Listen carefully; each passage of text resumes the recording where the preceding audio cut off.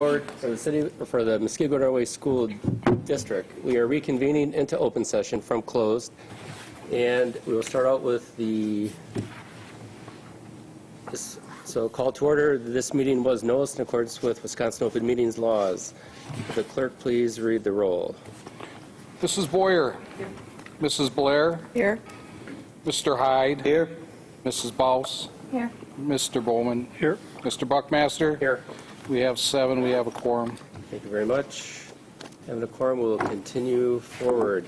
Item D, Pledge of Allegiance. Mr. Hyde, would you lead us in the Pledge of Allegiance, please? Of course. I pledge allegiance to the flag of the United States of America and to the republic for which it stands, one nation, under God, indivisible, with liberty and justice for all.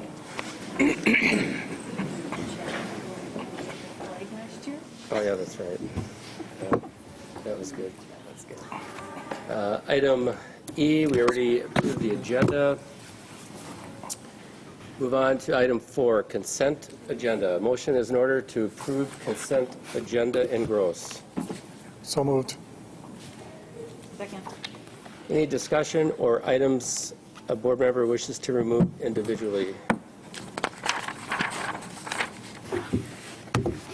Hearing none. All those in favor signify by saying aye. Aye. Aye. Opposed? The consent agenda is approved in gross. Item 5, student representation.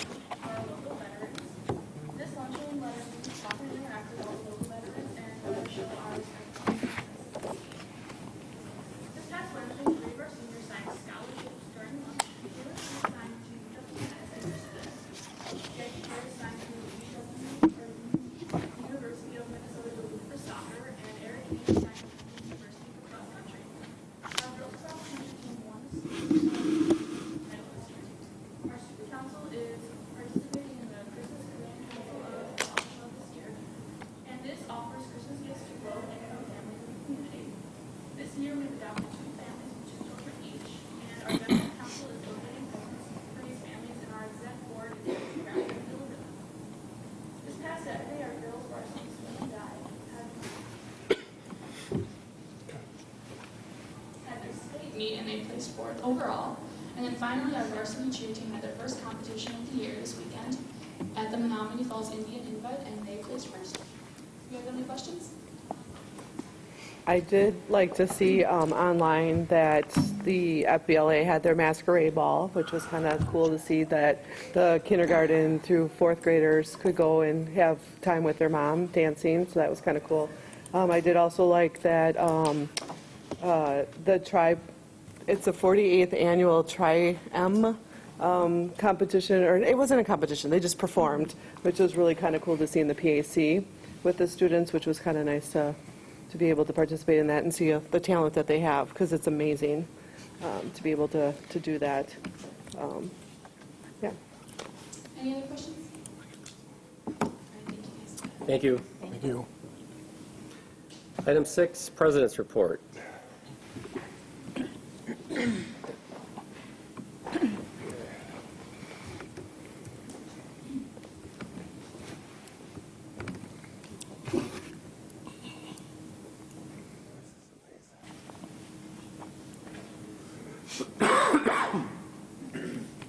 I usually don't have a problem with my voice carrying, so I'll just do it here, okay? So,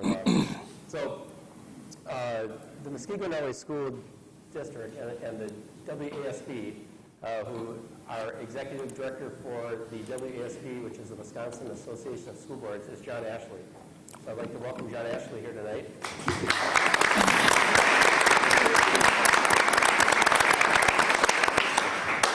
And what we're here to do tonight is, on behalf of the Muskego Noe School District and the WASB, to recognize our honorable businesses here in the city of Muskego. And so the Muskego Noe School Board and the WASB Executive Director John Ashley would like to recognize 6 local businesses for their support of our district schools. Impro, Midwest Orthopedic Specialty Hospital, the Muskego Tire and Auto, Muskego Youth Football, the Waukesha Freeman, and the Milwaukee Nari Foundation. Each of these companies were honored as part of the Wisconsin Association of School Boards 2019 Business Honor Roll Program. The program recognizes local school district partners that support their local schools by providing resources and additional learning opportunities to students and staff. On behalf of the Muskego Noe Schools, we are honored to acknowledge these businesses for their generous support in helping to prepare the children of our community to be future leaders. Please join me in welcoming each of our honored guests. What I'll do is I'll call up the company name, and if the individuals representing the company could identify who they are, we would be happy to welcome you up here. From Impro Corporation.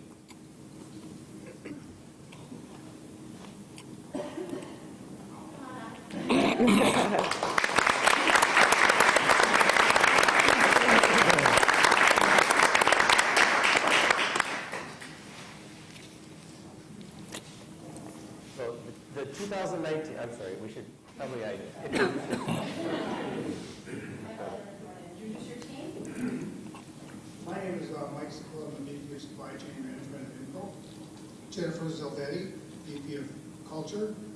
Jill is one of our administrative people that help us with the program and a bunch of other things that she helps support Info.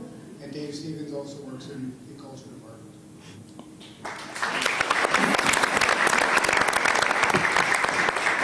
On behalf of the Wisconsin Association of School Boards and the Muskego Noe School District, we would like to recognize Impro Corporation for supporting our local public schools and students and staff. Thank you very much to each of you. Thank you very much. Thank you.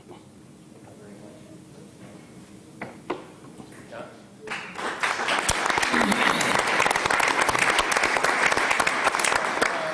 First of all, I want to thank the Muskego Noe School Board and just inviting me here. This is the fun part of the job, recognizing businesses that step forward. You guys are very lucky because typically we have 1 or 2 award winners, but that this district has 6 that a lot of support for the kids in the district. So I'm just thrilled to be here. I'd be remiss if I didn't acknowledge just how important Muskego Noe is to the WASB, because sitting on your board is our president, Brett Hahn, who represents not only their district, Thank you, Brett.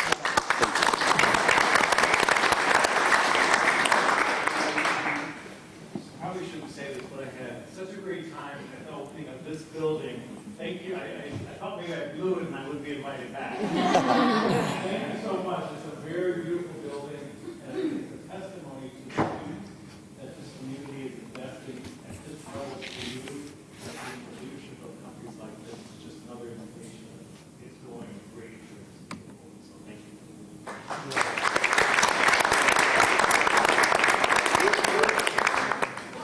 Sorry, we got to take the photos.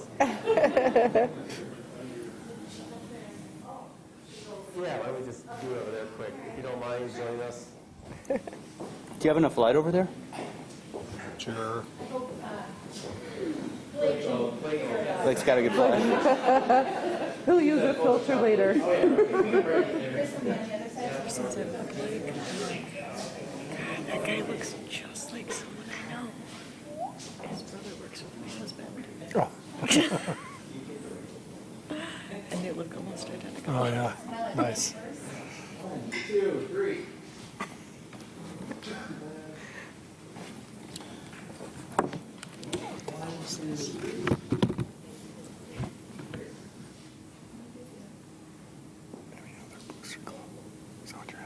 Yeah. Okay. No, there's no attachments to tell me who these are from. Right. That's weird.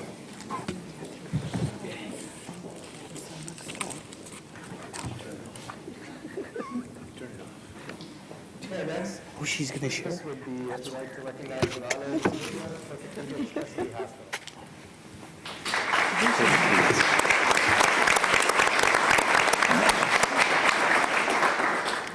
Good. Announcing. I'm the director of sports medicine for the Midwest Orthopedic Specialty Hospital. Sarah Perry next to me is the athletic trainer out here in Muskego High School. The rock star.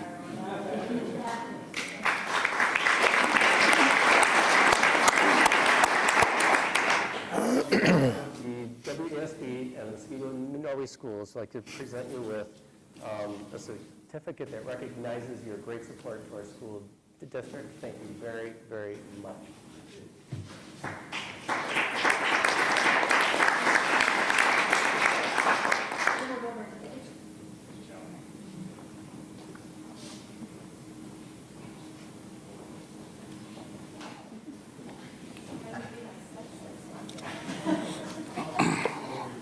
That's a nice backdrop. We usually don't have a backdrop here. It's like, yeah.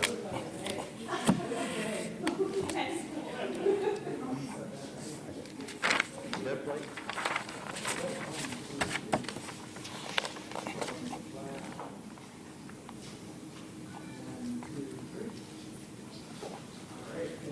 All right.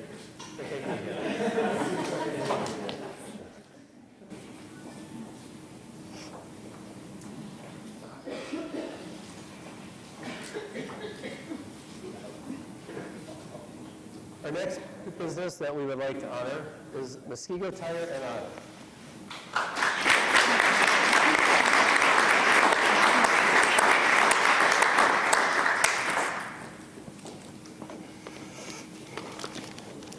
Sorry, you got it. My name is Pete Hammond. I'm the owner, operator. I should actually say operator. My lovely wife. All right, she's the owner.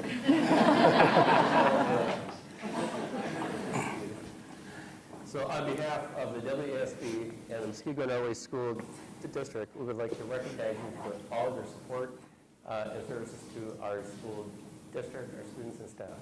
Thank you very, very much. Thank you.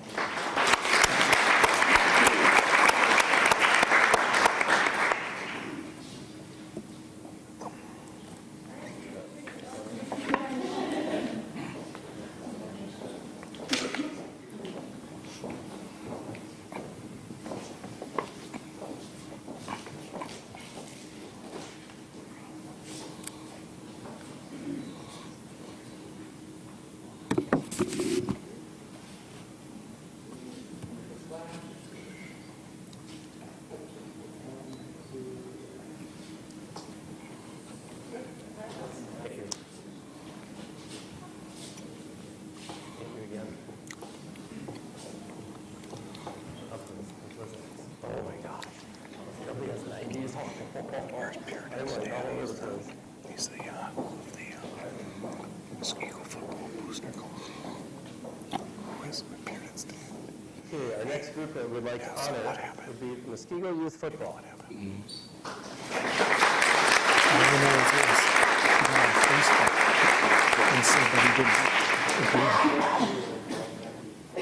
Muskego Youth Football, my name is Vince Carazola, president of Muskego Youth Football. We have Casey Stark, president, Ryan Over, our treasurer, and our assistant director, Steve Brown.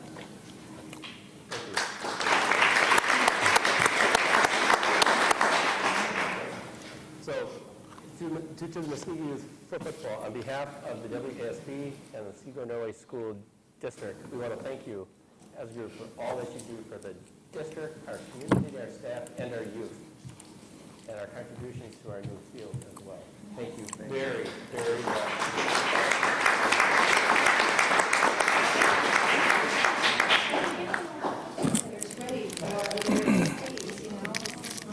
What's next? Oh, there you are. All right. Guys want to join us in our photo?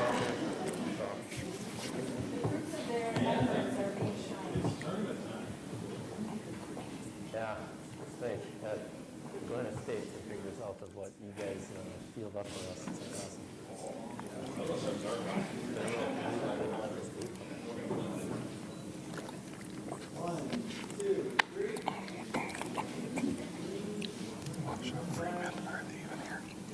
Illinois.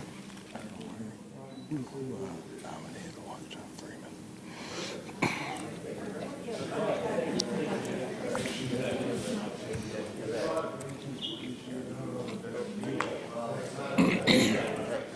You bet. Thank you again. All right, guys, thanks for coming.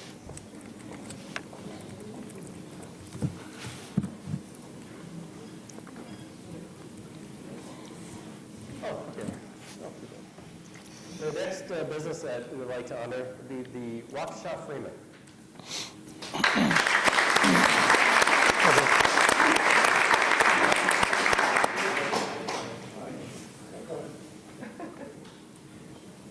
Hello. Absolutely. I don't know. Maybe it's some food on here. I'll stand this way. Okay. I'm Ashley Haynes. I'm the education reporter over at Freeman, and this is our publisher, Bill York.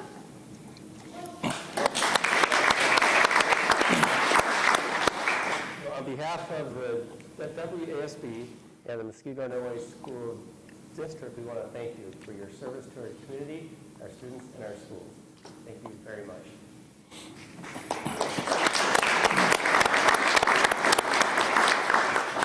Okay, yours, okay. You join us for a photo op.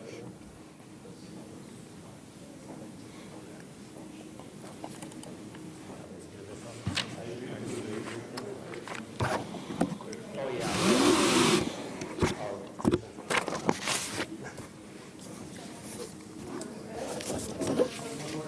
Okay. Okay.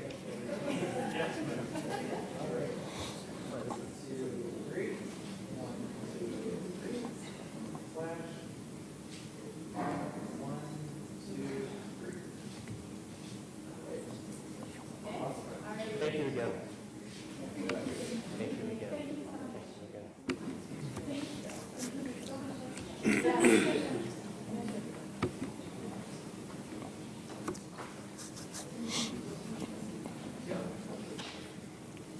So in closing, I've got a big speech. No, I don't.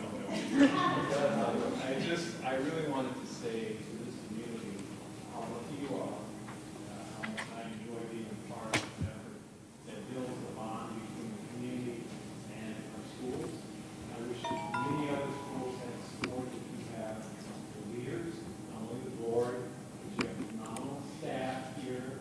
I have to say, she's standing there, you have the best superintendent in the state here. Did he not do it?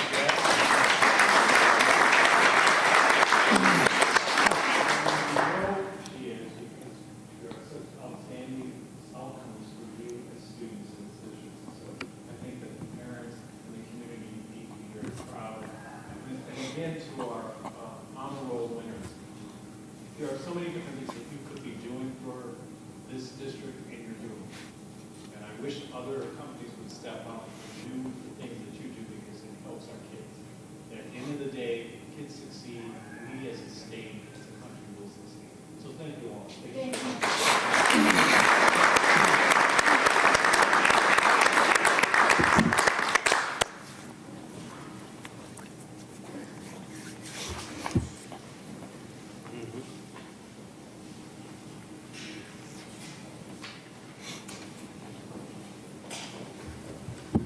So,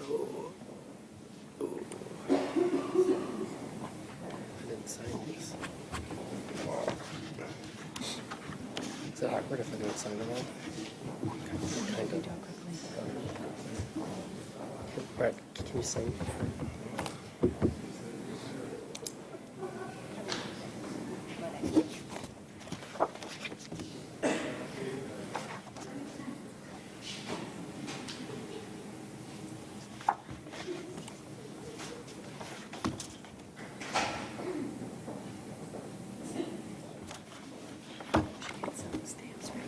Yes.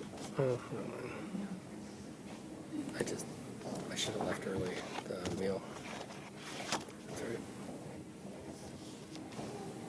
Great. creates the sense of expectation.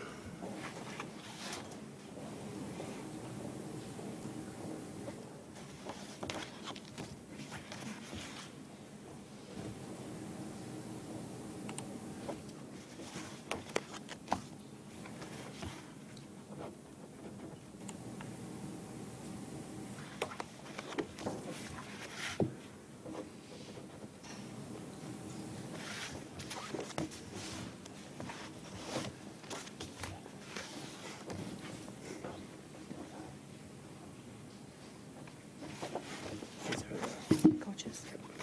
Second. That's okay.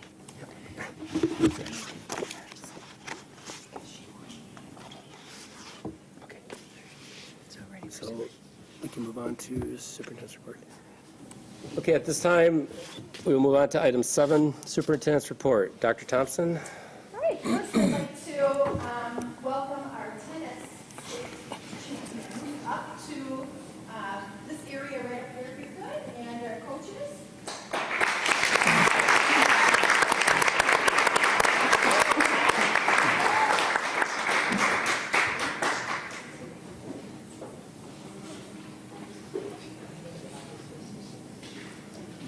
Okay, actually, girls, if you want to stand along that way, and we can have the board president here, and then we'll call you up as your certificate is blessed, okay? And then we're going to acknowledge the coaches after the team, okay? So here we have a number of certificates of appreciation. So, Certificate of Appreciation. The Muskego Norway School Board presents this certificate in grateful recognition of Michelle Pan for her contribution to the girls tennis team as 2019 state runner-up girls tennis Division I, competing in second singles at the WIAA Team Tennis State Championship. The Muskego Norway School Board commends Michelle Pond for her perseverance, team spirit, and commitment to excellence in the sport of girls tennis, which has brought honor to herself, her family, the Muskego Norway schools, and community. The Muskego Norway School Board wishes Michelle Pond success in her future education and career endeavors, as presented this day by the Muskego Norway School Board and signed by the officers of the school board. Michelle.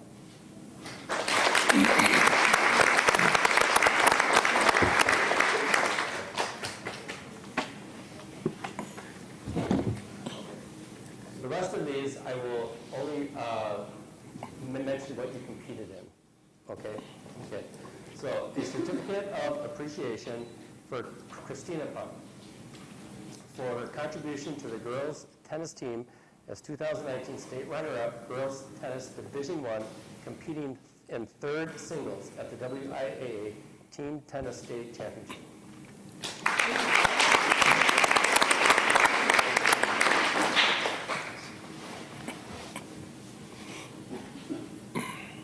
Certificate of Appreciation. The Muskego Norway School Board presents the certificate in grateful recognition of Maya Barrett for her contribution to the girls tennis team as 2019 state runner-up girls tennis Division I, competing in fourth singles at the WIAA Team Tennis State Championship.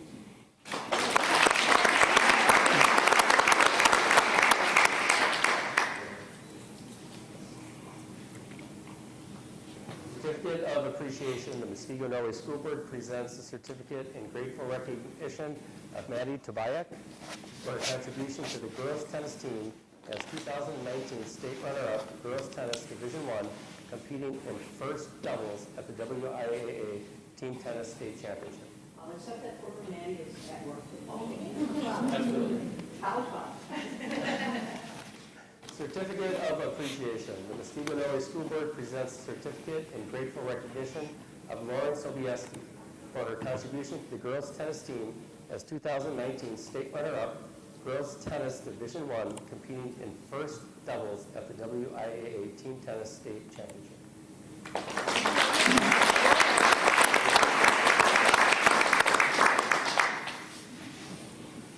Certificate of Appreciation. The Muskego Norway School Board presents the certificate in grateful recognition of Megan Lambert-Skasny for her contribution to the girls tennis team as 2019 state runner-up girls tennis Division I, competing in second doubles at the WIAA Team Tennis State Championships.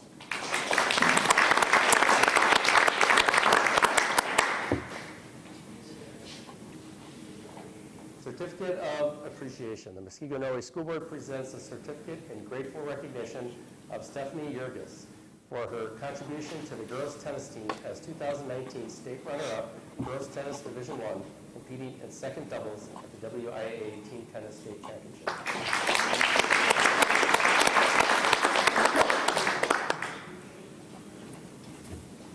Certificate of Appreciation. The Muskego Noe School Board presents a certificate in grateful recognition of Katie Upthegirl? Yeah. Is that how you say it? All right, I'll make sure I got it right. For her contribution to the girls tennis team as 2019 state runner-up girls tennis Division I, competing in third doubles at the WIAA Team Tennis State Championship.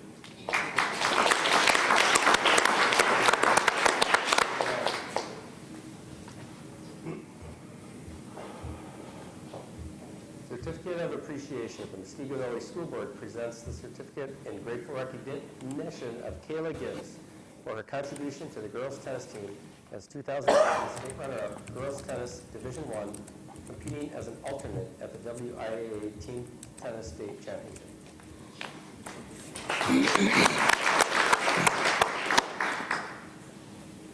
Certificate of Appreciation. The Muskego Noe School Board presents a certificate in grateful recognition of Chloe Adamson for her contribution to the girls tennis team as 2019 state runner-up girls tennis division, competing in the third doubles at the WIAA Team Tennis State Championship.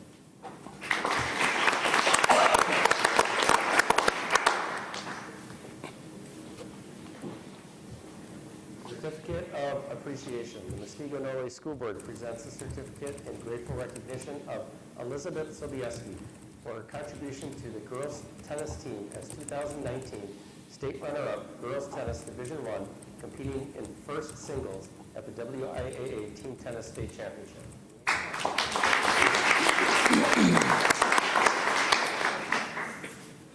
Congratulations, team, and now we'll recognize Coach and Coach of the Year, which is a huge thing. So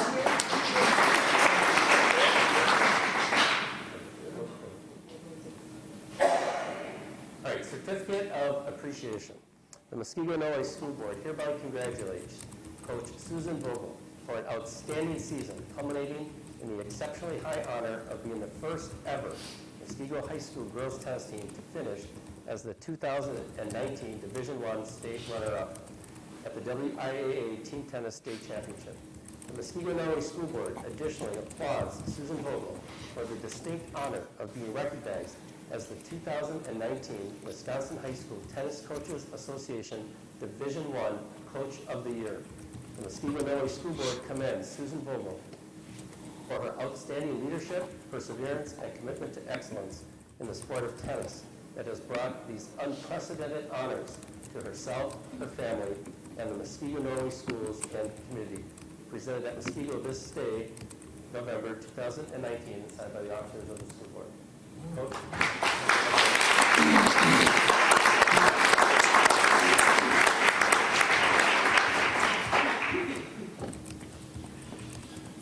Certificate of Appreciation. The Muskego Noe School Board hereby congratulates Assistant Coach Richard Hayes for an outstanding season, culminating in the exceptionally high honor of being the first ever Muskego High School girls tennis team to finish as the 2019 Division I state runner-up at the WIAA Team Tennis State Championship. The Muskego Noe School Board commends Richard Hayes for his leadership, dedication, and perseverance in the sport of tennis that has brought honor to himself, his family, and the Muskego Noe schools and community. Presented this day in November 2019, signed by the officers of the school board. Thank you.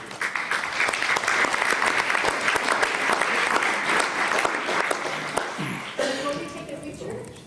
Yeah, I just want to say, just a fantastic team that I had to work with, and it was my honor to work with these girls. This was such a big deal for us to go to Team State. I think probably for the last 30 years, it was Whitefish Bay or Nicolay in our sectional that always took this honor, and this year it was Muskego, so we thank them. Is with this fabulous team that I do have, 9 out of 10 of these girls on the team here did win the Scholar Athlete Award, which means they have a grade point of 3.5 or higher. And I just would like to recognize our captain, Michelle Pan, who happened to have a 4.6.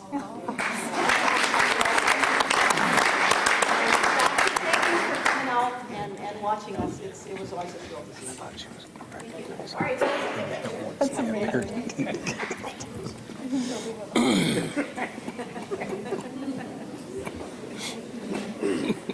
It would have been ugly. Awkward.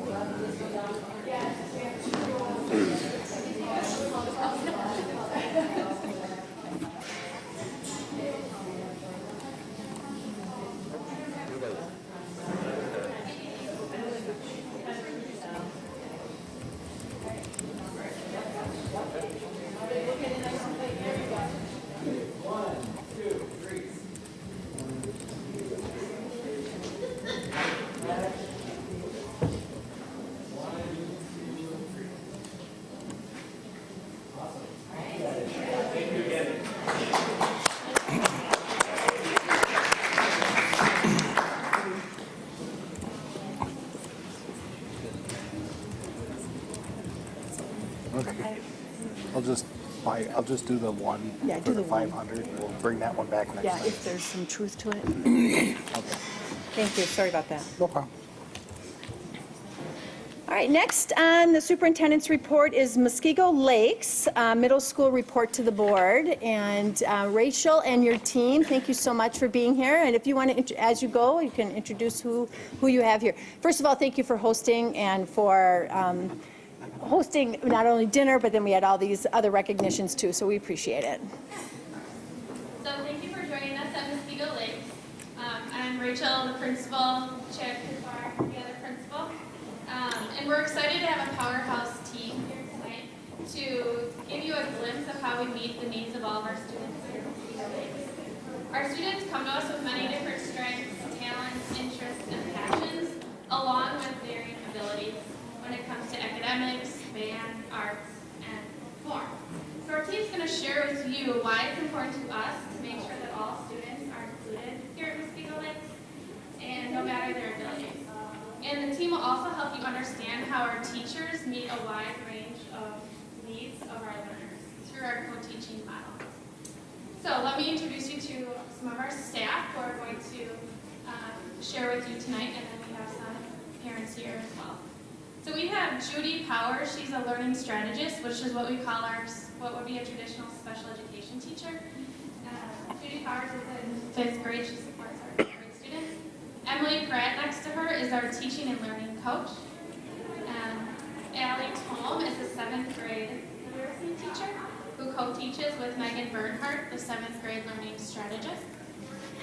Rachel Wagner, or Mama Wags is what the kids call her, is an 8th grade learning strategist, and then Carolyn Keller is an 8th grade literacy teacher. So I think to start us off, we have Emily.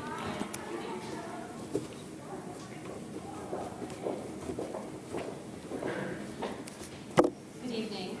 As Rachel said, I am Judy Powers. I am one of the learning strategists here for 5th grade.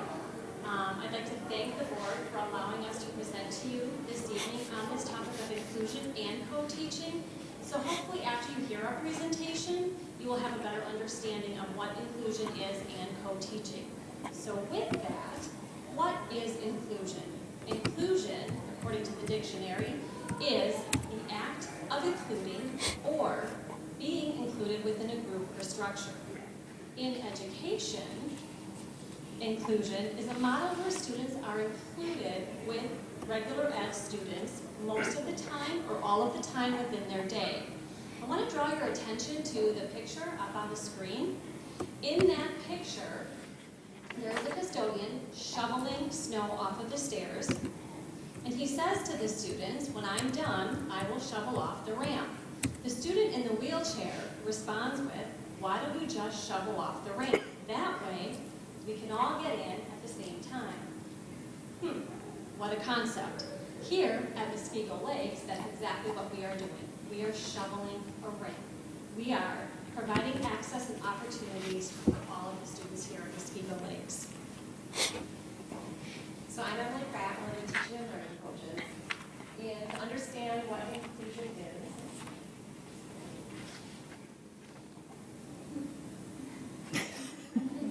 I said I'd help them out. okay, all right, great. All right, so to have a better vision of what inclusion is, we have to understand where we've been. And at the beginning of the school year, at one of our August PD days, we had the opportunity to hear from Shelley Moore, who is an inclusion expert out of Canada. She has a lot of awesome analogies and visuals to understand what inclusion is, because it's some of the most complex work in education. So, as a way of explanation, so the circles are classrooms and the dots are students. Okay, so if we consider this kind of an evolution or our journey towards inclusion being the goal, first you have exclusion, and that would be separating individuals with disabilities without choice. So that's not even in the same school. Institutionalization was the passive of that. Then we have segregation. Students with special needs are in the same school, but they're often in a separate classroom, separate from the classroom community, so they're potentially their own classroom community. Then for integration, it's one step closer, and students with special needs have equal access to the classroom community. They're inside the same classroom. But we know that being visibly integrated into a space isn't enough. So that's where the inclusion comes in. So this is a model for equity. It's not just including difference, but it's teaching to difference and learning from difference. And at Muskego Lakes, one of the main ways that we do this is through our co-teaching model. We're focusing on co-teaching because it combines and expands on the expertise of both the regular ed teacher and our learning strategist or special ed teacher for the benefit of all students assigned to them. So with that, I'm going to pass it off to some of the families that do this work inside classrooms every day.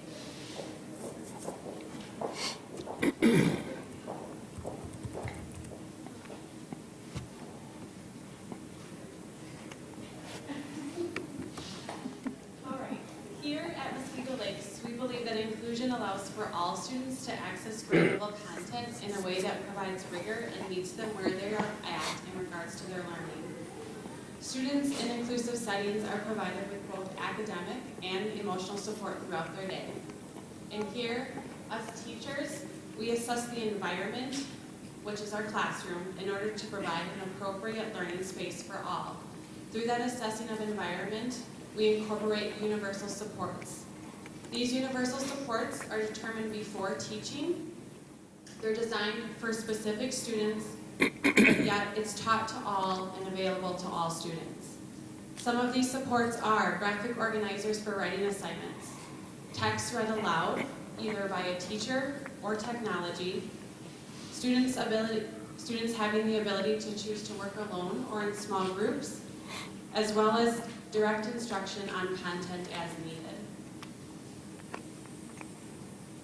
Taking a look at the picture on the right, the quote is, "When a flower doesn't bloom, you fix the environment in which it grows, not the flower." So we consider our classrooms to be the environment and our students to be the flower. I'm Ellie Tome, and I teach 7th grade literacy with Megan Bernhardt. And what goes into co-teaching is sharing the responsibility for providing access to the rigorous curriculum. What goes into co-planning is collaborating to create equal opportunities to learn by finding and creating materials together. We co-assess and debrief by reflecting on what students accomplished and where to go next. We observe and consult one another by sharing our expertise on how to provide support for all learners. We provide small groups by creating opportunities for students to practice skills in order to fill gaps. We use technology to provide more resources to fill those gaps. And we have instructional aids to provide structural, academic, and emotional support.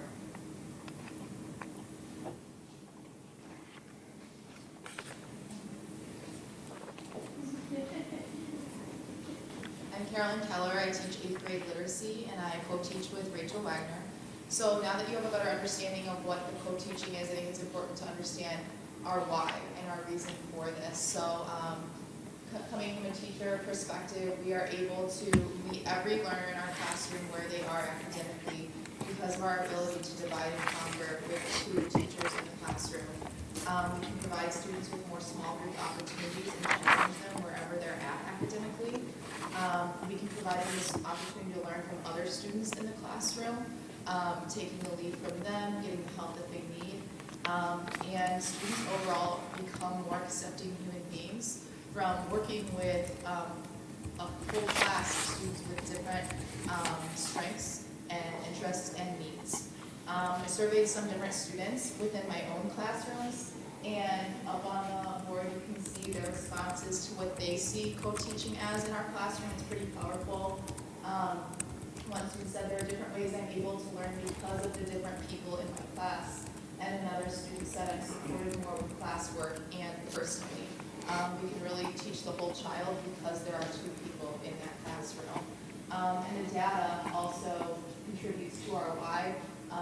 Last year we closed academic gaps by 60%, and this is for specifically 8th grade students with disabilities in co-taught classrooms. And in 2018 we closed them by 72%, so we're just continuing to grow and make progress in that area.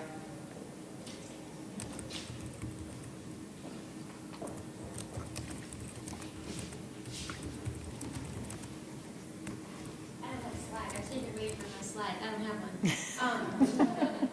Yeah, there's a reason for that. So I'm a mom, and I've sat on the sidelines of football games for youth football and up to high school, and then actually 2 seasons of rugby. And I actually was completely clueless 90% of the time of the planning and the strategizing that went into the place out on those fields, but I always knew when there was success.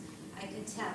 Not always in the rugby games. I'm not sure what was going on there, but that's okay. We just cheered anyway. But as a special ed teacher, learning strategist, and a co-teacher, I get it. I get the planning that goes on in the co-planning sessions and in our PLCs. And what I'd like to share with you is some of the successes we see in our field. We have mixed groups all of the time. We have students that are working on various learning targets that are creating lessons, games, quizzes, reviews, projects for each other, and our data is showing the positive effects of that growth. And we have peers teaching peers, and that's one thing we do know that research shows. When kids teach each other, they learn more. It doesn't mean we don't need jobs, it just means they learn more. Students are supporting each other. Kids who have struggles with focus and attending are mixed in groups with kids who are keeping them on task without any hardship to that child. And actually, we're finding that's keeping more kids on target to get that high expectation in on time, which is really an important life skill. We have mixed groups where kids can really leverage their strengths with each other.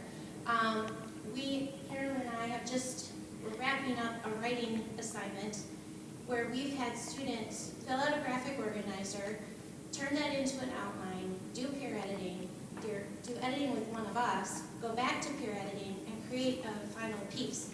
And when you have students that might have an IEP in writing, that's really hard.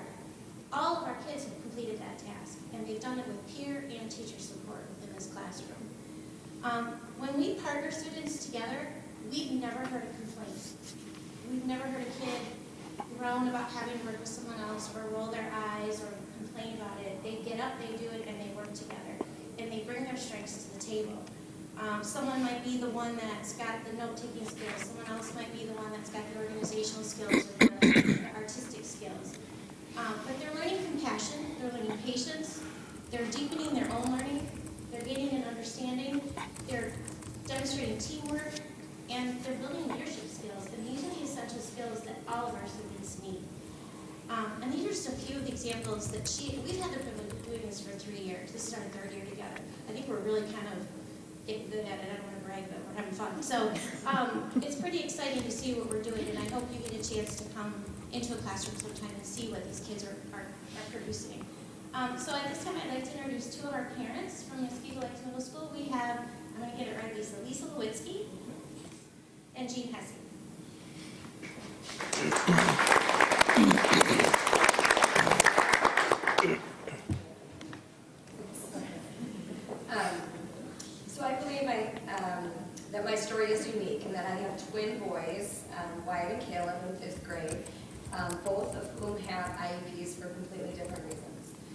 First, Wyatt had a stroke before he was born, and due to that, 80% of his right brain was damaged. He has both physical and neurological needs and has had an IEP from the moment he started school. And if you walked in here today, you would know any of that. He is happy to have assistance and knows when to ask for help. My son Caleb's IEP started last year. He was in the school's reading intervention program since the first grade, and it was clearly not working for him. He was finally diagnosed with dyslexia, and I knew he needed something more. Caleb is a typical, if not extremely intelligent boy, and he just learns in a different way that wasn't being met. He now receives accommodations through his IEP to help him learn the way his brain works, and allows him to experience the same curriculum as his peers. Wyatt has only known school life with helpers. Caleb has seen firsthand what it meant for a student to have an IEP and how other students perceive that. He has seen Wyatt pulled out of class and miss things everyone else was doing. He has heard what other kids have said about what kind of kid has an IEP, and it usually isn't very kind. So you can imagine last year, when it was his turn to get an IEP, he wanted absolutely no part of it. He didn't want to be one of those kids, even though he knows his brother is just like everybody else. Inclusion in the classroom evens the playing field for all students. Oftentimes, when the special education teachers are in the room, they are helping all students. If those teachers are seen more as helpers to all, it doesn't single anybody out. It makes them less different. The typical student will also see how those kids are being taught, that they can learn just like anybody else. Keeping special needs kids in the classroom helps cultivate friendships, makes everyone feel included, and no one ends up looking different. Even in a house where we celebrate everyone's differences, my own son knew that being special needs was the title he didn't want. That's what he's learning in school, whether it's meant to be perceived that way or not. By having everyone together, it takes away that stigma, not only with the students, but with the teachers as well. If we are in an environment where everyone is shown understanding and acceptance of diversity, how is that not a win for all students? Being able to spot the IEP kids would become much more difficult, and we are left with one collective group where everyone is welcome. And as a special needs parent, that's all I ever want.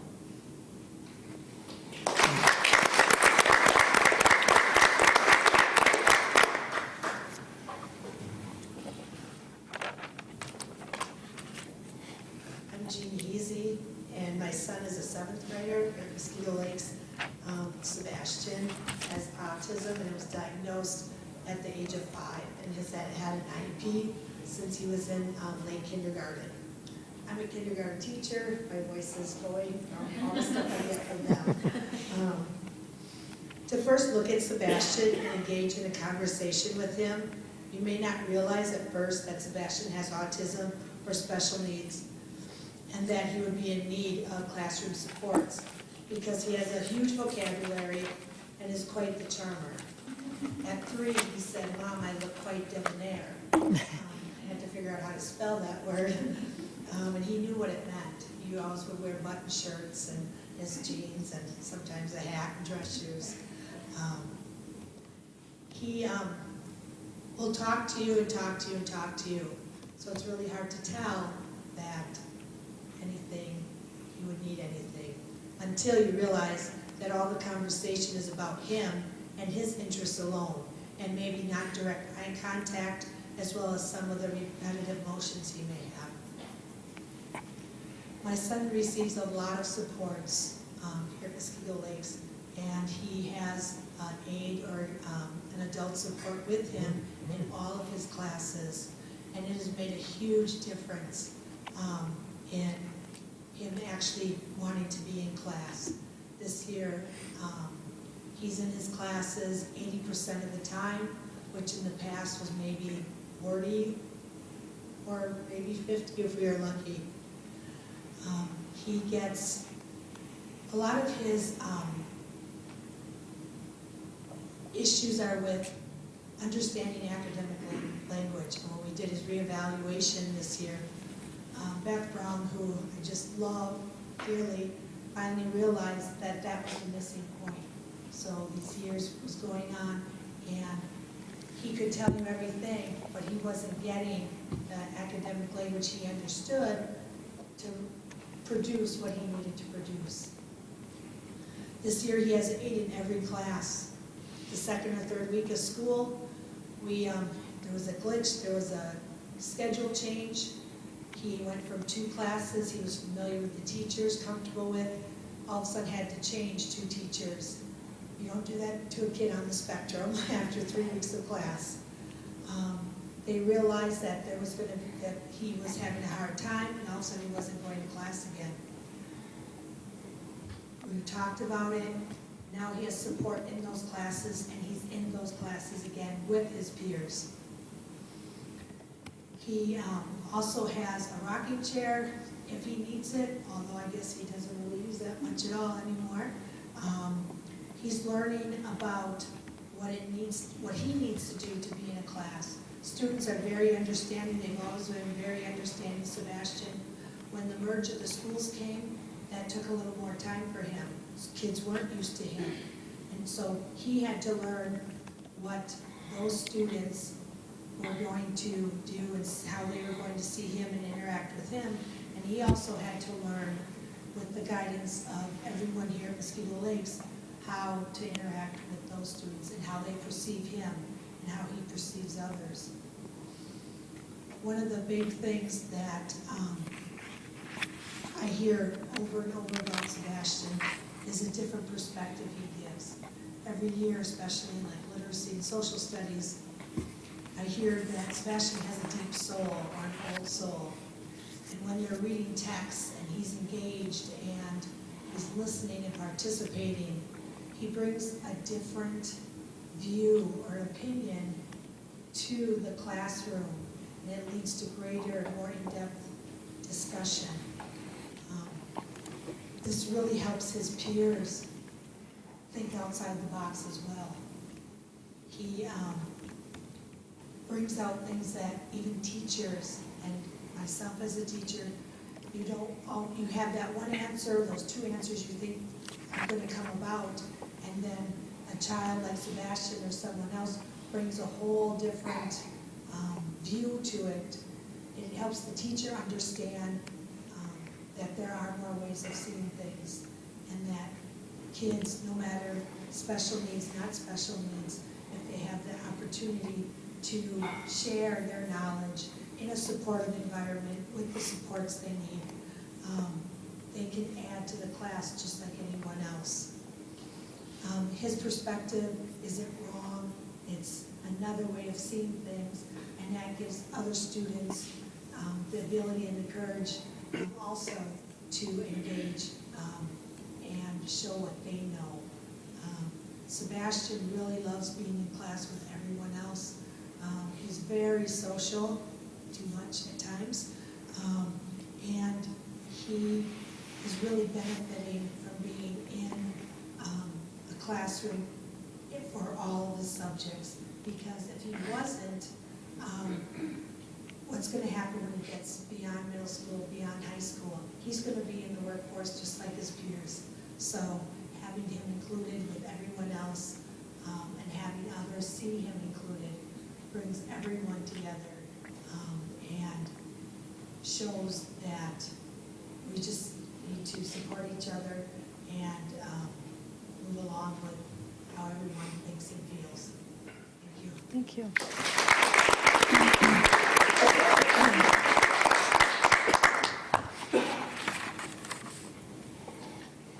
There's a quick video we want to show, just so you get a sense of how this looks in action. There's the teachers that were here tonight that were able to share. May you have auspiciousness and causes for success. May you have the confidence to always do your best. May you take no effort in your being generous, sharing what you can, nothing more, nothing less. May you know the meaning of the word happiness. May you always lead from the beating in your chest. May you be treated like an esteemed guest. May you get to rest, may you catch your breath. Oh, may the best of your todays be the worst of your tomorrows.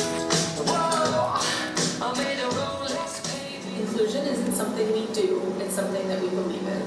Inclusion means that you're involved no matter what, even if you have a disability or not, and to know that you classroom by other peers has a really big impact. And we set and create a space that makes students feel like we are all one and we're all here together. Everybody can do something. Everybody is acknowledged, and everybody is known. I think inclusion means that not only are all students accepted for who they are in the classroom, I think it means that they're valued for their strengths, for their differences, that as we're teaching them the cultural backgrounds of students, understanding their complex lives and stories and the children they are changing, but also teaching them to use their voice. If somebody feels like they're not known, that's true.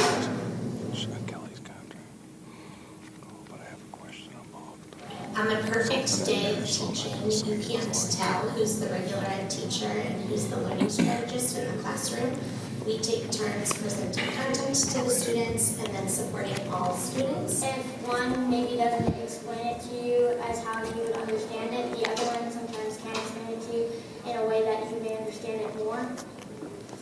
When there's a problem, there's two different perspectives, so the teachers can help you solve it in a different way. When you work in a small group, they kind of switch it up so you can have different teachers and learn different things. Because then you'll be with different kids, and then they'll tell you stuff, and the teachers will tell you stuff, and you'll tell the other kids stuff. It's important to keep everyone included in Muskego Lakes because everyone is it's like a big family. Everyone can help each other. Eighth graders can help seventh graders, and seventh graders can help eighth graders. Where they teach things differently, so it helps you learn two ways. They share some of the class time, so it's you learn from different teachers. Yeah, it just works out better most time if there's two teachers than one. Two brains are better than one.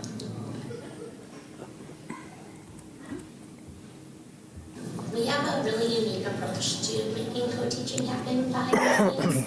I come in as the literacy expert in content, and then the learning strategist comes in with ideas to support kids who maybe aren't understanding the content yet or who need a little extra support. And then we come in with this team force, and we have really strong literacy content, and then really strong ideas on how to support all the students that we serve. I think the best way I would describe co-teaching in our classroom is that it's teamwork. There's a lot of behind-the-scenes intentional planning that goes into it between my co-teacher and I to make what we do every day meaningful. If you come into our classroom, you will see us both sharing the responsibilities of balanced instruction. So we are both team teaching a whole group lesson. You may see one of us leading the lesson and the other one supporting students or just facilitating. You may see us both meeting in skill groups or conferring one-on-one with students, but the important part is that we are both working as a team to ensure that every single student in our classroom is learning. Implementing inclusion means there's a wide variety of abilities in my math classroom. So there's a few things I do to ensure that I'm meeting the needs of every student. At the beginning of each unit, I give a pre-test, so I have an idea of how spread out their abilities are and where each student falls. And then during the unit, I make sure I implement different types of grouping activities. So some activities are mixed ability grouping. So I have students having access to grade level material, and every student has access to that. And then there's other times that they'll be working in their skill groups. So some students will be working at more basic problems at their own level. Other students will be getting extension opportunities to really challenge their thinking. This way every student's getting what they need at that time. Some misconceptions about co-teaching is that it's kind of one teacher up there and one teacher just walking around and making sure the students are supposed to be doing what they're supposed to be doing. And that it's not a shared partnership where there's shared planning and there's shared designing of instruction. Also, misconceptions is that the learning strategist is there just for students with special needs, and that's the only group of students that they're working with within the classroom, and that's not accurate. We work with all students so that you can't tell the difference sometimes of who's the regular education teacher, who's the learning strategist, and we make it as inclusive as possible, and we don't separate into disability-related need groups. That you don't break. Here's to the lives that you don't change. Here's to the infinite possible ways to love you. I want you to have it. Here's to the good times we gonna have. You don't need money, you got free pass. Here's to the fact that I'd be sad without you. I want you to have it all. I want you to have it all. I want you to have it all. I want you to have it all. May you be as fascinating as a slap bracelet. May you keep the chaos and the clutter off your desk. May you have a questionable health and less stress. Having no possessions, no immeasurable wealth. So at Muskego Lakes, we do believe all means all. These aren't just words to us. The work and the stories that we shared with you tonight really embody that belief that we have that all means all. We provide access and opportunities for all of our learners, and we know that we put a lot out there for you tonight to digest, and at this point we'd like to know what questions you have for our team. I'm just curious, if you had 5 classes of 5th graders, how many of those would be inclusion classrooms? Like, I know everyone's included, but like that you would designate as co-teaching rooms. In 5th grade, we would have a team, so there would be a team has 2 teachers between that team. So you have between the 2 teachers, and then the learning strategist would work with both of those teachers. Right, but of those, like let's say you have 5 5th grade, how many of those would be a co-teaching class? Just 1 out of the 5? Or? So officially, I co-teach every day in Carol's classroom, but every day we plan together. So if there's a student with an IEP in another classroom, the strategies and things we're putting in place in this classroom can also be used in any of those classrooms. And if necessary, like sometimes in a full small group, I might actually have some students from across the hall in that small group because they're on the same page or whatever. So sometimes, but it's kind of like a co-plan, co-start where we plan together, and the tools and strategies and things we create or plan or implement can be used in any of those classrooms. So sometimes the scheduling is based on some very specific kids need to be in the same classroom that you're both in, but the other, so that's kind of what we do. All of that, so it depends on their needs. So if a lot of students have like a reading disability, there might be more clubhouse classes of reading. If they have math goals, they might have someone on math, so it's not like a number. We'll try to so it's so in 5th grade, there's actually like across the class. There's 2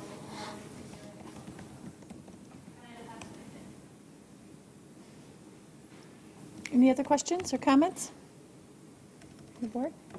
I mean, it sounds like a great concept, and it sounds like you guys are having fun doing it, which is exactly what the kids are going to take away from it too, is they're going to appreciate that you are a cohesive group and that you're working together, and that's a good thing.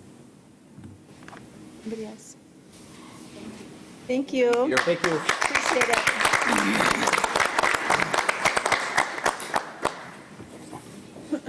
All right, next is the Buildings and Grounds Annual Review and Capital Plan. So Jeremiah and his team are here to support that effort.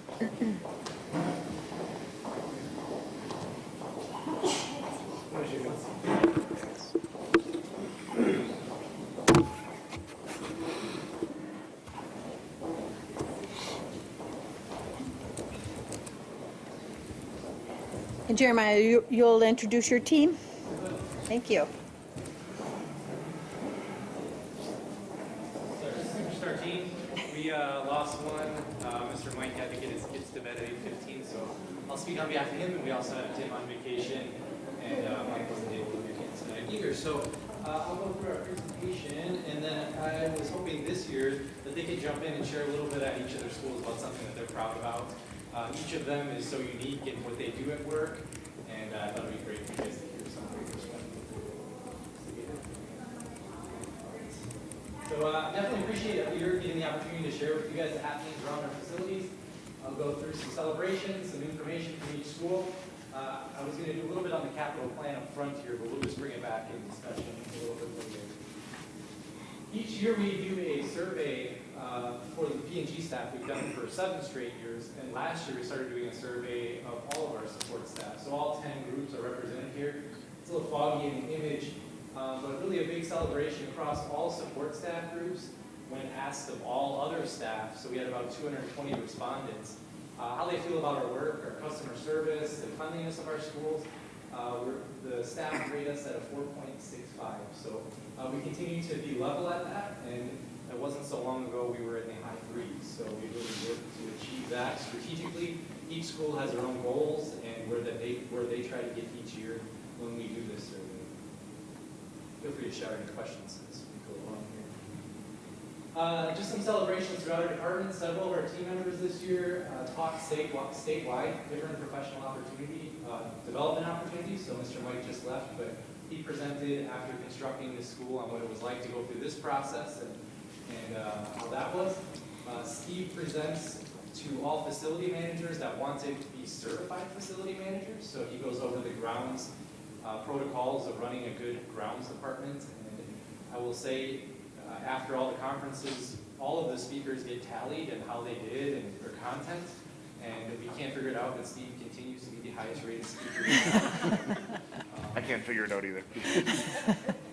2 of us are on the board of directors for the Wisconsin School Safety Coordinators Association. Most school districts are lucky. Actually, only 50% of Wisconsin have a safety coordinator. So 2 of us serving on the board really helps be amongst the best minds in school safety. Steve also serves as the Metro Groundskeeper President, helping corral all the different groundskeepers around the area and talk about best practices. Some of us serve on the Wasbo Facilities Committee. All of us are either certified facility managers or safety coordinators, and in most districts we only have one of those folks. So it's something that we really pride ourselves in, having some of the best of the best. And then over the last few years we've had 4 Compass Awards within the facilities department, so a lot of great folks doing great things. Some things that we've done over the past year to engage the community. This past summer we had 2 different groups come together and help us with lawn care around the district, specifically mulch and different things like that. It was really actually helpful because we had a super wet spring, and they really helped us push to get through the end of summer and make sure that all our schools look good for the start of the year. And we usually have people coming out asking what they can do to help serve us, so we're glad to help put them to work if they have that ambition. This past year we started doing some school tours for class reunions. So with Kate in her position, she gets tapped quite often from school reunions that want to see the high school and come through. So this past year we toured a couple of classes, and that was personally one of the most fulfilling things that I've gotten a chance to do in my employment. Class of 1959, they were the coolest people ever. Another way that we've engaged the community, Steve actually started a Facebook page for our department when we were in the middle of the construction projects. So we started sharing things that were happening as we were building our schools, and we actually ended up getting close to 800 followers. And I recently taught a class to other facility managers on how to engage the community, and I talked about this. And they said, what do you show? Do you show your guys like cleaning toilets? Like, what exactly is it that interests people? And we find something every week to share with the community, the good that's happening, whether it's projects that are happening, or our guys working with kids, or our gals working with kids. And it's been a really useful tool. A few months ago, we had some major damages over at Muskego Elementary. The police had been working the case for over a month, and they called me and they said, we've got nothing. We don't think we're going to find anybody. And I asked them if they mind if I put it out on social media. They said, go ahead. So I didn't realize the firestorm that would come by putting something out on social media. We had over 70,000 hits for the damages and people commenting, everything under the sun. However, parents had noticed it and had some discussions with their child, that knew a little bit about what happened, and they ended up resulting in arrest and restitution. So interesting how social media can work in both ways. So both a lesson learned and also a celebration. Over the last few years, we've had 3 fields of excellence. One of them is now turf, but we're still going to say we have a field of excellence underneath that turf. This is a national recognition that our grounds team submitted for and were awarded. So each year, nationally, about 70 fields are recognized. And so it's something that we're super proud of, and I'm sure we'll continue to look at a couple of our other fields in the coming years. This past year, you guys were all there, but we were designated storm ready, one of the first districts in the state to have this designation. Just this past week, we got plaques printed for each site, so every site has the designation at their school. It's something that we're really proud of, and I'm sure will be shared around the state as far as professional development goes as well. Each summer, our custodians do attend a professional development opportunity that is really brings together all of the custodians in the region. And so for the last 5 years or so, we've had 3 safety room champions. And what that is they put these custodians in a room for about 3 minutes, and they see how many deficiencies that they can see, or safety hazards. And so we've taken home the trophy a few years in a row, and this year we started practicing it. So during spring break, we have a full day of professional development that we do in-house, and we set up our own safety room to get them ready to compete. So I shared a lot of the great things happening. I thought I'd share some challenges that I feel present the profession. It's been really interesting lately with unemployment being so low and the amount of applicants that we're not seeing that we used to see when we put a job out there. So it is not uncommon on weekend for us to get 1 applicant for a position. So over the last year, we took on Milwaukee Jobs as an additional avenue to post jobs. And in all reality, I'm not sure anybody that is looking for a support staff position or a custodial position would even know weekend exists. So through Milwaukee Jobs, we were able to increase our candidate pool by 300%. And so several of our hires came from Milwaukee Jobs, and it's something that we're continuing to study. Technology has really changed increasingly over the last 10 years. Maybe even 20 years ago, email wasn't even a thing for a B&G manager. Now it's something that's expected of all of our custodians, as well as written communication skills, which can sometimes be a challenge for our group, but it's just an ever-evolving thing. And I listed just some of the suites that we have in our district as far as HVAC, surveillance, doors, key tracking software, our visitor management software. None of this stuff existed outside of maybe HVAC 20 years ago. And so one way that we've been able to be successful in our department is by sharing leadership. So if I had to master all of these things and I was the only brain of all of that, you wouldn't want me to be hit by a bus, number one. But number two, we wouldn't be as efficient at what we do. So we really share responsibility in all these different programs. So some of us are really strong in one, while others of us are stronger in others. We are now, what I would explain is being fully connected to our buildings. So it's not uncommon. I bet you if any of us check our cell phone right now, we may have alarms out of our schools or notifications about boilers or water flow or our sewers ejected pumps or our refrigerators going at a certain temperature. We are fully connected 24 hours a day to everything happening in our buildings, from the lighting schedules to anything. And that is a huge change and also a huge responsibility given the amount of notifications that we do get of things happening. A good example was on Sunday I was texting Bob, what's going on with your boiler number 2. We got an alarm. He knew what was happening, that there was an electrical disconnection. So just a whole different world than even 5 years ago. Another interesting thing is year-round occupancy. So we celebrate alongside of all of you that we have so many great summer school offerings, but it wasn't that long ago, I'd say like 2005, when we expected our buildings to be quiet and empty during the summer. And I remember one of my first summers being lectured because there was a person walking through a hallway. How could we let that person in the building? We have taken a total 180, and we understand the importance of having those opportunities over the summer for our kids. So we can totally work around as a team how we can team clean and shift people from one school to another versus everybody being at their own schools during the summer. So it's definitely a round robin over summer. You you guys have maybe seen some of this, but with a strong economy, we don't have as many bidders as we used to have for projects. We used to be able to call people and just say, hey, can you give us a number on flooring for this? They don't even want to come out unless they know for sure a project is happening. They really want to know, is this even happening? Who's all bidding? How many bidders are there? What are my chances? So that's a lot different than it was 5 years ago. I used to have union halls call me and complain that they weren't included in the bid process. And for the first time during our air conditioning project, I called the union hall and complained that none of them were bidding on our project to try to get them out to bid. In the last 3 years, 6 of our staff members have actually been picked by other school districts to serve as leaders in their districts, which I think is a celebration, but at the same time it's tough as we're growing people in our system to see them lead.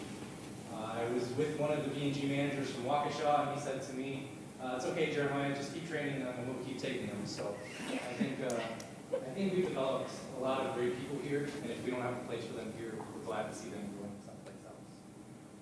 And what if, good saying, what if we train our people and they leave? What if we don't train our people and they stay? So we believe in developing our people, no matter the circumstance. Just a little bit about our staff. So we work off of national best practices for workload, and that is 30,000 square feet per custodian. So that is where all of our custodians sit as far as cleanable area. We also break it down in facility use, so we know that we have about 40,000 hours of facility use. So in addition to their areas, they're taking care of about 1,000 hours of events each, and each complete about 120 work orders. And we pride ourselves in a 24-hour response time, so we're trying to get things done before the next day. We have a lot of extra projects that they do too as well. So to keep up with the summer restoration, which used to be unoccupied, we do things during the year. Sometimes we're extracting carpets during an off day. We wash locker fronts, walls, lights and ceiling tiles, and pressure wash restrooms and locker rooms quite frequently. And then each of our custodians goes through about 20 hours of required training each year, 12 hours in person and 8 hours online. So that was a lot about our departments. I was going to turn it over to our guys to talk a little bit about what they've been up to. Tim is on vacation or hunting, maybe both. And so what he wanted to share tonight was he recently took over as the pool manager of the high school. We had somebody doing it before that also worked for SWAT, and we were seeing staggering numbers such as 3 or 4 open swimmers a weekend. So Tim took over and hired some really good lifeguards, and we're seeing about 90 people participating in the open swim program per month. Our deposits used to be about $20 a month, and so he's up to $3,400 a month in deposits from that. And more bigger is the pool rentals. So we have a lot of people almost every weekend renting the pool for parties, and that's been very popular as well. So something that we're probably still breaking even when we take in the utilities and lifeguards, but it's definitely something that a lot of people in the community appreciate. I got to go to a couple open swims with my family, and there were some older folks that hadn't been in our schools for some time, and they were saying how beautiful the schools are. So really great to bring them in for open swim, but then for them to see the community as well that we have here. I'll turn it over to Steve. Why don't you keep sitting down? This is a big deal for these guys. All right, I'm Steve Cianciola. I'm the operations manager, so I'm a district-wide supervisor. My specialty is grounds and maintenance. So I have 4 grounds and maintenance workers that work underneath me. Start in the top left. This was a conference championship baseball game that we had to get in, and we had gotten about 2 inches of rain the night before. All other schools in our area were canceling games, and my guys made a promise to Ryan that we're going to get this game in. I think it took all 5 of us about 10 hours to get that field ready. Luckily enough, we were able to win the conference championship and move on. We have a lot of talent in my department that have all come from being custodians. Craig used to be a carpenter in his younger days, and he was able to take some reclaimed flooring wood from Muskego, or that's from Mill Valley, correct? Mm-hmm. From Mill Valley, and we built a trophy case in the front lobby to kind of showcase some of the awards the district has won. We're in the process of building another one in the conference room. However, it's a very busy room, so it's difficult to get in there. This year, between some community members and some of my guys in their spare time, we were able to build a nice entrance to what used to be a swampy area that the football team had to walk through to get to the field. So we were able to help in pouring some footings. We found a spare piece of turf and we were able to lay that down. And the gridiron had a sign made, and now the team has a nice area to walk through when they come onto the field. We had some issues with our baseball dugouts. The concrete was heaving. So again, Craig's carpentry skills, we took it upon ourselves to build dugouts. Unfortunately, as many of you may know, one of them got taken away in a storm this year. So that's in the process of being rebuilt. And we have also, in the recent weeks, just broke ground on dugouts for varsity softball as well. On the bottom left there, we have a picture of our old grass football field, and that looks to be from October when we used to paint the pink M for breast cancer awareness. Next one. And this is something I never thought I would have to do, but thanks to your guys' efforts in approving this turf project, our team was able to play a game that, had we had natural grass, as big of a grass fan as I am, never would have happened. This, I believe, was from Halloween when we got a snowstorm out in the middle of nowhere. What's that? Oh. But we were able to take one of our plows and we built a PVC guard for the bottom of it, and we're able to plow the snow off the turf so the team could continue on their journey to state to defend their championship. So there was no damage to the turf? Nope. Doing that? When we first started, we were a little unsure on how it was going to work, but we knew we had to get it done. So it was either this or shovel. So one of us started going, and we had spotters all around, making sure that nothing was getting torn up. And as it went on, we got a little more confident that our idea had worked. And then I believe about 3 or 4 other schools around have now adapted this same form of removing snow from their turf, because unfortunately, when your team goes this far, your job goes into the winter months. And I used to always say when I first started and the football team wasn't making it to the playoffs, my season ended about 5 weeks earlier. But we're happy to be able to make our contributions to helping the team get to where they are. So exactly, how did you do that with a PVC pipe? So on the blade of our snowplow, we took a 3-inch PVC pipe and we cut a slit down the top of it, and we slid it over the metal cutting blade, so the PVC just rolled right over the turf. And we were actually very surprised to find that hardly any fibers or black rubber pellets ended up in our snowbanks. What do they normally do? Is it brushes or something? Professional teams use brushes. I will say, however, with the wet fall that we had, if we had grass, we never would have been able to get any type of equipment on there without completely destroying the field. So turf has definitely been, I feel, a huge reason why our team has been successful the last 2 years. Should we look at buying a brush attachment for the future? We could. I believe this worked actually pretty good, because Oconomowoc had used a brush, and then they had called me and asked how we did this, and I believe just before their game that we played on Friday, they used their plow to do it as well. You can apply for a patent? Maybe. Unless you beat me to the hardware store and buy some PVC pipe. Right, Mr. Mike is here at Muskego Lakes. He's the one that had to head out for his kiddos. He talked to me beforehand about being really proud about the amount of tours he gives to this facility. So it seems like at least every other week a school district is coming through and he's leading them and showing them different aspects of this facility. Some of the challenges have been, we wish we could have had all this black all around the building, but it was really cost prohibitive. So this summer we painted what was all flat paint in the corridors. More of an epoxy coat to help with the nicks and the Mars throughout. So lesson learned with that one. And that's just been something he's been working on. There's a lot of glass here too. So one thing that's been nice here is the sustainability of the flooring. We don't have wax, so we're not having to strip and re-wax these floors. They just scrub up just like this. So we were able to take more time on other elements of the building. I want to think about showing in this area here the football game or something for the community. So I bet they would enjoy that. I don't know. Something to think about. This is Tony Camacho from Lakeview Elementary School. Hi, we're excited we got AC this year, so we haven't used it yet. Of course, it got cold before we could, but we're excited for the summer. One thing I take pride in a lot is my relationship with the students. They teach me something new every day, and I try to teach them something new. It keeps my journey here at Lakeview more exciting, and willing to come to work is a lot easier. I popped in last week when I was going to take some pictures of the AC, and I turned the corner, and he was helping someone in his office with a knot or something in his robe, or like pajama day or something. So that was a fresh pick.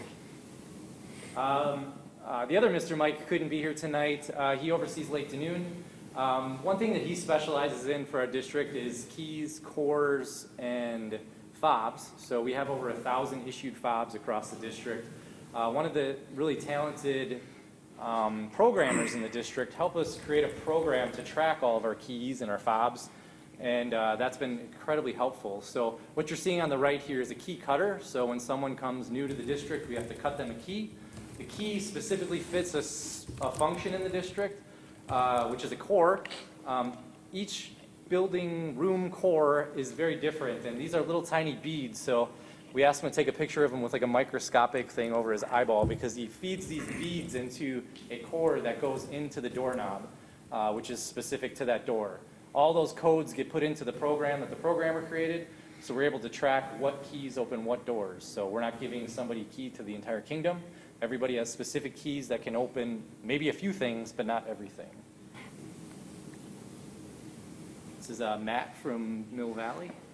Hi. So with the middle photo there, you'll see me up in the press box every home football game, operating the soundboard, working with Pete Matson, who operates the scoreboard, and our announcer, Scott Passler. I was the groundskeeper the past 3 years. It's been a interesting transition. I'm not worrying about grass growing anymore. I'm worrying about hallways and bathrooms now. Which Frank, he had won the facility team of the year last year, and on his team he had a custodian of the year. So he left big shoes to fill over there, and we're looking to keep the facility team of the year this coming year. We're getting it this year. Okay, it looks like your school's in shambles. I don't think you're getting it. So the lower picture on the right there, we had, about a year ago, we had a major pipe leak. It broke in on a Friday night. So my custodial staff did a great job. I think we worked 60 extra man hours to get the building back squared away, like that lower right picture there. And we didn't miss any school days, and it was quite a mess. We had hundreds and hundreds of gallons of water on the floor, into the classrooms, down the hallways. Luckily, it didn't go in the gym again. But so my superstar team, Sarah Stanley, made that picture up on the right up there with Chris Redwing, Tom Albertine, and Momisha Kozlowski. And that's our new uniforms now in second shift. And also, this year, one of the aides took a picture with Niall and I going out to the playground there. And he's a special kid, and he just wouldn't let me go. He was hanging on to me. I was out there doing my safety check on the playground, and I think his mom posted it on Facebook. And it just went crazy. I think there was like 1,000 hits on it. People just making comments. People I haven't heard from in years. And it was just awesome. So I just, spending the time with the kids at lunchtime, telling them a joke or whatever is, that's the reason I work there. I just love the elementary school. So that's Bailey. A couple of these guys would never share, but they actually attend sporting events for kids that go to their schools. And I think Bob even had an awkward reaction where a parent was like, "What are you doing here?" Yeah. I think she thought it was some kind of predator. I think I was following her kid because I told him I'd go watch him at his baseball game, and she's like, "What are you doing here?" You know. So I was like, "Hey, you know, I love your kid. You know, I just told him I'd come watch him play." And all the kids, I'm from Wind Lake, so they all a lot of them play in the Wind Lake Youth Baseball League there, so I can get to see a bunch of them playing at the same time. And lastly, I was going to throw in Blake. He didn't know this.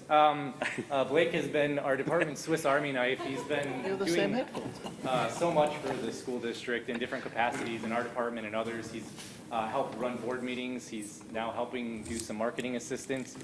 He's helping to track district assets. So Julie actually runs the program where we track everything in our buildings, and so he'll be helping to corral some of that. He's worked as a PAC assistant manager. He runs these meetings. He makes videos. So we're just really thankful to have somebody that has all these different capacities in our, with us. So with that, any questions for us? That is office. We need to get you a better office. That's the corner of a office. He doesn't mind my Christmas music this year. I don't have any questions, but I have a comment. My experience has been limited to Bob and Tony, but I have to say, with all of the creativity that you guys have and your staff and all the things that you do to prep the schools and make them look as wonderful as they do, the relationships are the most important from the kid level, right?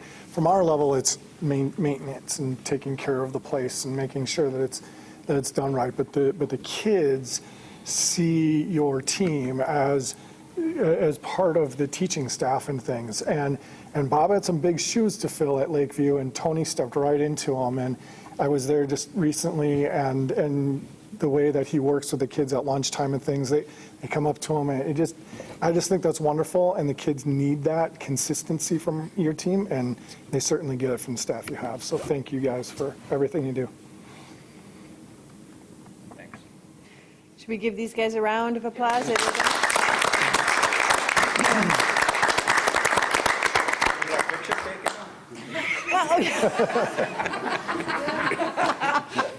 I can put you on Snapchat. Tony has a lot. Thank you. Thank you. Thank you, Jeremiah. They want to be included. I know. It's inclusion. You're the same dot, right? Yes.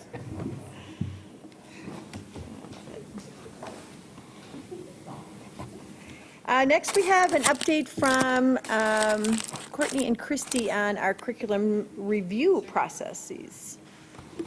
Wait, I don't think we can beat that one. I have first. So we have 2 areas going through review this year. So health and human growth and development is in review, and we have a fairly large team of administrators, educators, our district nurse, parents, a pastor, some outside consultants who are reviewing.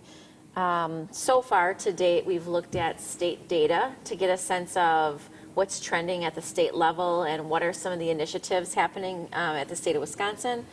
And then tonight, actually, we had our second meeting where we looked at a little bit more micro data that was specific to Waukesha County. So we had someone from the county in to talk about trends they're seeing in Waukesha County and action steps related to the strategic plan of the county. And then we had some of our own experts. Kari was there along with psychologists and social workers in the district to share some of the just local anecdotal data that they're seeing. Some of the things that are rising to the top as being correlates both at the state level, the county level, and our schools would be increased mental health needs, vaping, middle and high school concerns, gender identification, human trafficking, and sexual consent. And what we're finding is that our curriculum doesn't necessarily cover these to the degree in which we feel we need to. And so our next meeting will be looking at a gap analysis of what we currently teach versus what some of the needs are that we're seeing in the county and the local level, to come up with a recommendation of how we want to address the gaps that we're noticing. So then we also have a review addressing our multi-leveled systems of support, so MLSS. And so prior we had a review process where we looked at behavioral support systems that we have in place for students, and then we had a review process that looked at academic supports that we have in place for students. And this year, working together with Kari as well, we've combined those two things to really look at the whole child and the multi-leveled systems of support that we're able to provide to address any need or extension that a child has. So this year we are focused on working with our administrative team, so our building leadership team. So we have 40 plus team members studying a few different resources this year to look at best practice and a system-wide approach to then plan out next steps for the progress that we'll make to put those in place. And it's strongly connected to our guaranteed and viable curriculum and the work that we're doing around that. So when we talk about Tier 1, that would be universal instruction for all students. And then moving into Tier 2 supports, so a smaller population of students, but really led and driven by teachers understanding how do I know what students know and how do I respond when they don't know. And then even more dialed into a Tier 3 level and knowing what is a specific need that a specific student has. And as a school team, how do we respond to that? So that's the direction that we're going for the MLSS review being done this year. Any questions? All right, next is just information about the WASB WASDA Joint Convention, third week of January. I did send out an email just offering to board members any interest in attending with Kari, myself, and Jeff for the pre-convention, which is reframing the achievement gap, equity, and excellence for all. So that's Tuesday afternoon for the entire afternoon. It's kind of a deep dive. And primarily around the fact that the board has a development goal around, the process of understanding the equity gaps within our system, and so that might be a nice talking point. So if you're interested in attending that or any part of the educational convention, please let Jamie know, and she can help get you registered. Right now we have Tracy Blair and Terry attending the days that are noted there. So if you want to be added to that list, please let Jamie know. Okay. Closing the Achievement Gap Consortium. Thank you, Kari. This is also tied to the board's goal around that equity piece and understanding the gaps within our system. So thanks for being here, Kari. Well, thank you. And I would like to open by thanking the board for prioritizing a goal around equity for our students with IEPs and understanding the importance of that work. Not every school board recognizes that, and so I'm incredibly grateful to all of you for your thoughtfulness and mindfulness around that. So this is related to your board goal around equity, and there's a group called Closing the Achievement Gap Consortium. And you might be wondering what that is. That is a group of over 38 private and public school systems that have come together to address achievement gaps for students who might be considered marginalized groups. So students of color, students that of low socioeconomic status, students with IEPs, and this consortium of school districts really works together to share ideas, talk about best practices, do some learning and some growing together. And so really exciting, and I'm just over the moon excited to offer this opportunity to you. On March 10th, from 6 o'clock until 9 o'clock at Wauwatosa West High School, there will be a Closing the Achievement Gap Consortium specially designed for school board members. And they're bringing in 2 national speakers. One is Reggie Jackson, and the other lady, her name is Fran Kaplan. They both are experts in the area of equity and social justice, and they're going to share some information with us about how we can network together, work together as partners to make decisions that result in equity for all of our youth across our system. And so that's on March 10th. They did have a consortium last year for school boards. However, you guys had a board meeting that night. You were just brand new to this organization, so we didn't get in on that one. But I will tell you, the dinner that was served was lovely. So dinner is included in this. Come hungry if you're planning to participate.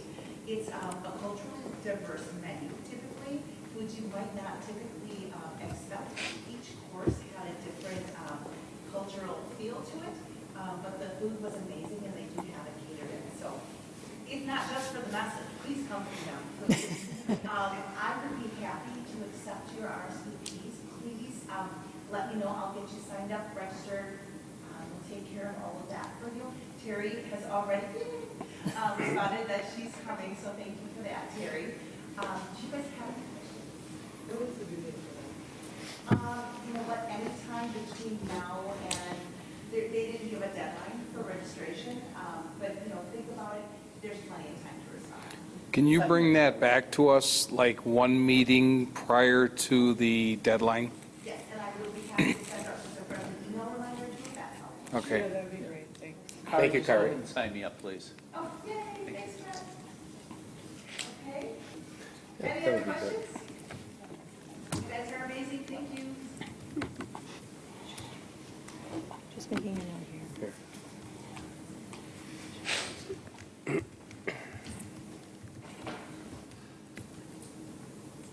Yeah, I don't know that. All right, so next on, we have some good news, some awards, some bling that we can put on that newly constructed little trophy case that Craig Henneberry We have to expand it. Yes, maybe we'll have to expand it. So I apologize for sitting so far forward. I have the equivalent of a chaise lounge for a chair. For some reason. Sometimes I have to go backwards to go forwards. There's words to live by, Tracy. Yeah. So anyway, I'm sorry, everybody. Hello.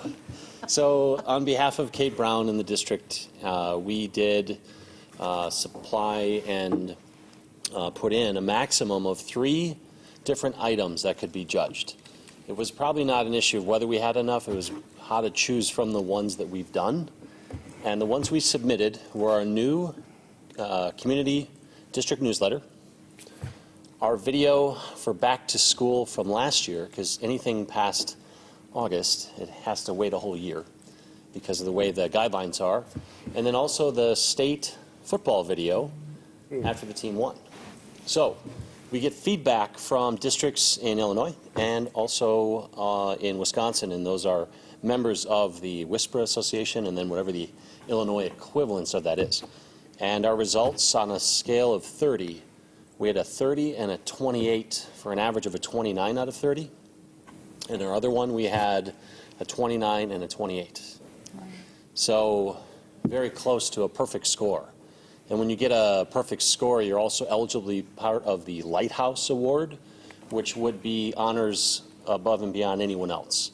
Only one other project received a 30 in the entire submission group, which was 110. So we scored really well. You get excellence level when you're at 28 or above, and we also, so those were for both the newsletter, again, that was newly redone, and it's beautiful, and then also the video for welcoming back our staff, and that was that thank you video. If you remember, we did that with community and parents. So it was actually a very touching video, and unfortunately the video for our state football was merit, and the feedback was, you could have done this in 4 minutes, not 6. Oh. Okay, all right, noted. But that was for us, not as much for everyone else, so we can understand that. Could have made it 10 minutes. I would Right. like the 10 minutes. I would be remiss if I didn't share that in contributions to the profession, you'll see Kate's presentation at the WISPR event as well. It was her first official. How an anthropology sweater changed my career in social media. But that wasn't my sweater. It was, she used to represent anthropology, and she said there was this sweater that was terribly put together, and yet they sold $900 of them in one day as a result of one single post on social media. And that goes into all of her data that she tracks, all of the updates that she's done. And she had questions and answers happening all throughout the presentation. Said she didn't leave for 45 minutes after that presentation to a packed house of 50, which is pretty much jam-packed. There aren't that many people at that conference overall, so very successful. So the district came away with new medals and plaques and jewels, and then also Kate did an excellent job representing the district as well. So probably said too much, but thank you. It's a great opportunity. That's awesome. Tony, who does the electronic one? Is that, I think it's Adobe Spark? Adobe. Yeah, we do that one. That last one was phenomenal. Great, yes. That was just phenomenal. And we're fortunate to have everything tools, just but also went. people that know how to use the tools. Oh, right? that was, if I could do that at work, I would do it. That was really, really Great good. feedback. Was it some more? Pardon? Was it some more? Or was S'more is another one, yes. You're talking That comes Spark- school level. Spark, is yeah, the- it's the Adobe Spark is Spark. the Adobe one. The I'm parent thinking it newsletter? was, right, The yeah. parent one? Where you just, Yeah. where you can roll it up and then the Yeah. videos, I mean, So- that was so, I've gotten a lot of comments on Yeah. that. It was Yeah. so easy Great to format. follow and just, you know, you can see the information or not, but you're always focused on the visual. You can pick up the narrative however you want. But it was very, very nicely done. Lou So- actually brought that to us before she left. Yep. But yeah, Nice addition. it is a nice tool. Yeah, I just, love it too. it's just nice, yeah. All right, and then, thank you so much, Tony, for representing those awards. We appreciate that. And then the contributions to the profession are listed there. So Kate's, and then we have that Innovating the Strategic Plan at the Joint Convention, and then also Jeremiah. How many presentations do you do on average a year? At 18 presentations. It's amazing. He's like really sought after for not only safety, but like all his processes. It's pretty incredible. So thanks again for his work on that. All right, and that concludes the superintendent's report. Thank you, Dr. Thompson. Moving on, item 8, other reports. Clerk's report.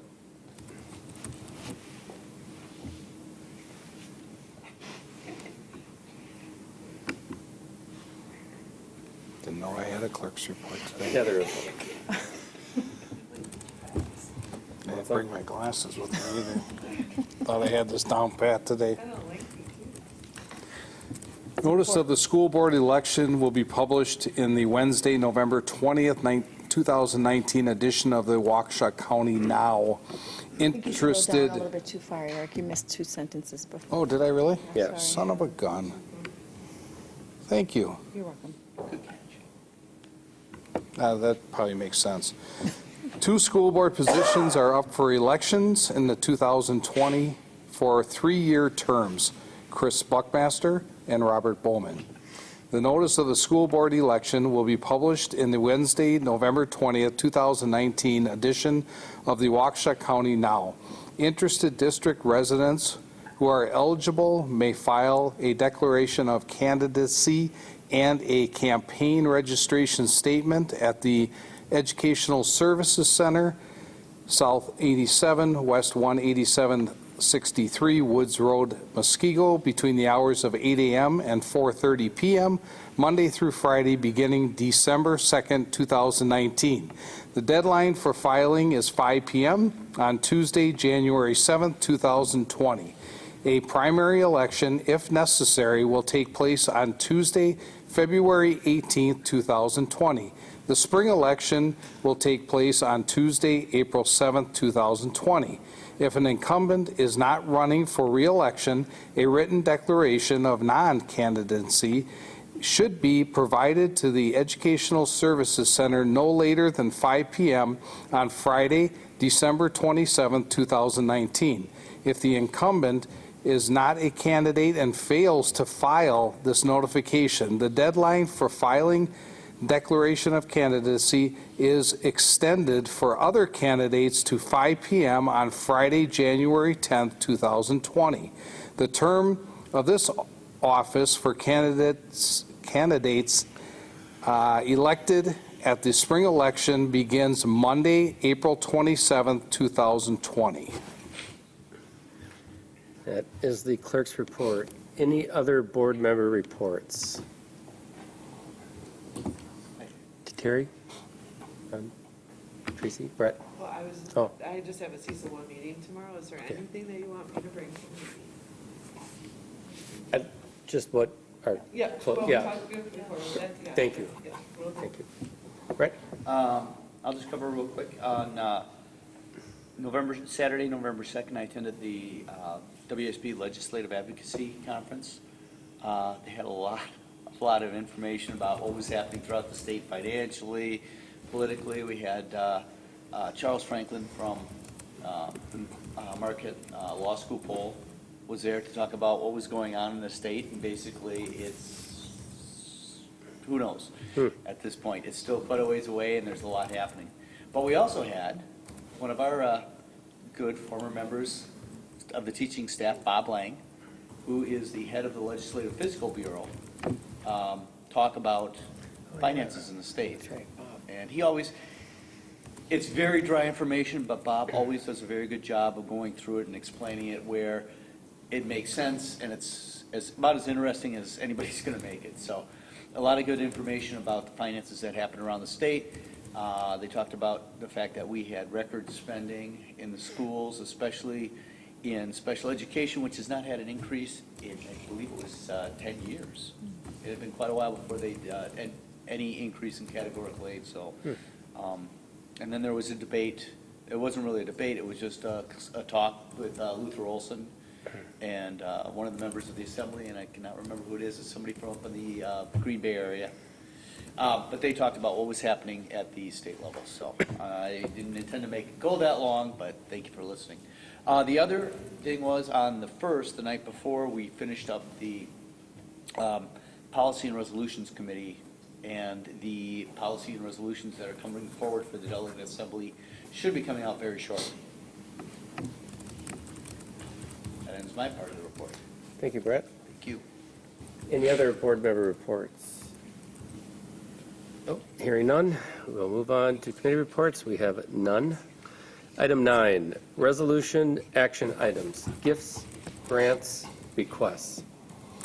Motion to accept with thanks donation from the Muskego High School Soccer Booster Club for $500. The second line is a mistake, and we'll correct it later. That'll be the only one for tonight. Motion is in order. So moved. I second. Any discussion? Thank you. Thank you. Thanks. Okay, all those in favor signify by saying aye. Aye. Opposed? Motion carries unanimously. Moving on, item 10, a 2020-21 budget. Placeholder? Okay. How's it looking for next year? Well, no, the first week of December. Don't forget, it's always that first week, so.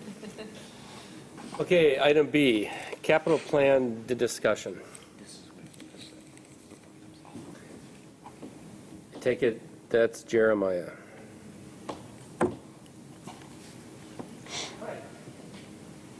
just to talk a little bit about our capital plan, for those of us that may not recall from last year or any other years past, the capital plan is a designated fund. We call it Fund 41, where we set aside funds to do major renovation projects. So our operating budget doesn't really afford us the opportunity to do anything crazy other than what we have or pay the bills. So the capital plan back in 2013-14 was around $400K. We've been able to shift around funds after eliminating some contracts that we've had with different companies and doing more stuff in-house, and we're now up to $750,000 a year. So this is the first year we're trying the 750 number, but we're still working with the same pot that we've been working with since 2013. Just a little bit to bring you guys back to the projects that we've been doing over the years. 2013 we had roofing and parking lot work and all of the secure entryways. It was like a lifetime ago, but that was pretty good. The Muskego High School weight room was the year after that when we had the floor collapse. We did the boilers at Lakeview the year after that. 2016 we did some roofing at the high school, which was actually the result of an insurance claim. And then we did the controls at all of our sites, connecting our HVAC into one head end, which allows us all to work in a program at the same time that speaks the same language.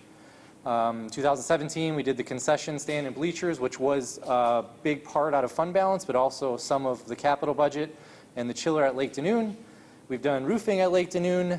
The high school pool we kicked in for, the SC parking lot last year, and this past summer we did the air conditioning project and then also had some grant funds that allowed us to get about 100 cameras and some other safety features throughout the district. Moving forward, we're kind of in an interesting position with the new facilities. We are in a good spot with roofs, which is the first time ever, because with the budget we have, to put it in perspective, we could pretty much spend $750,000 a year and only do roofs or only do parking lots and just maintain. So we're at a really good spot with decommissioning 2 facilities and having 2 that are almost brand new roofs. And our recent roofing assessment determined that we don't have to do anything until 2024 with our roofs. However, if we choose to go that route, in 2024 we'd have $1.1 million in roofing to do. So that's when those become due. So it's probably more wise that we continue to pick away at roofs now so that we don't find ourselves in this big chunk where I'm coming forward asking for $1 million to do a roof project. So that will be, I'll share with you what we can do with that. Parking lots, we do have immediate needs at Lakeview and the high school, and I'll share some of the areas of where we're having some issues. Flooring at Lakeview, Lake Danoon, and the high school are all coming due, and it's not just aesthetics, but a lot of the masses underneath is starting to let loose. When we are on a every other year strip cycle of our floors, the stripper gets into the cracks of the floors and then eats away at the glue underneath, and just naturally over 20 years they begin to let loose. So I'll share some pictures of that. The preference is that we could go to a product like this throughout the district, which doesn't need that annual wax and maintenance. And it's really durable. So we had lunch tables in here now for over a year, and we don't see many marks or scratches or anything. And so this would be something we'd like to start moving towards. And then restrooms throughout a couple of our schools haven't been touched in about 50 years. So it's something that we should keep on the horizon.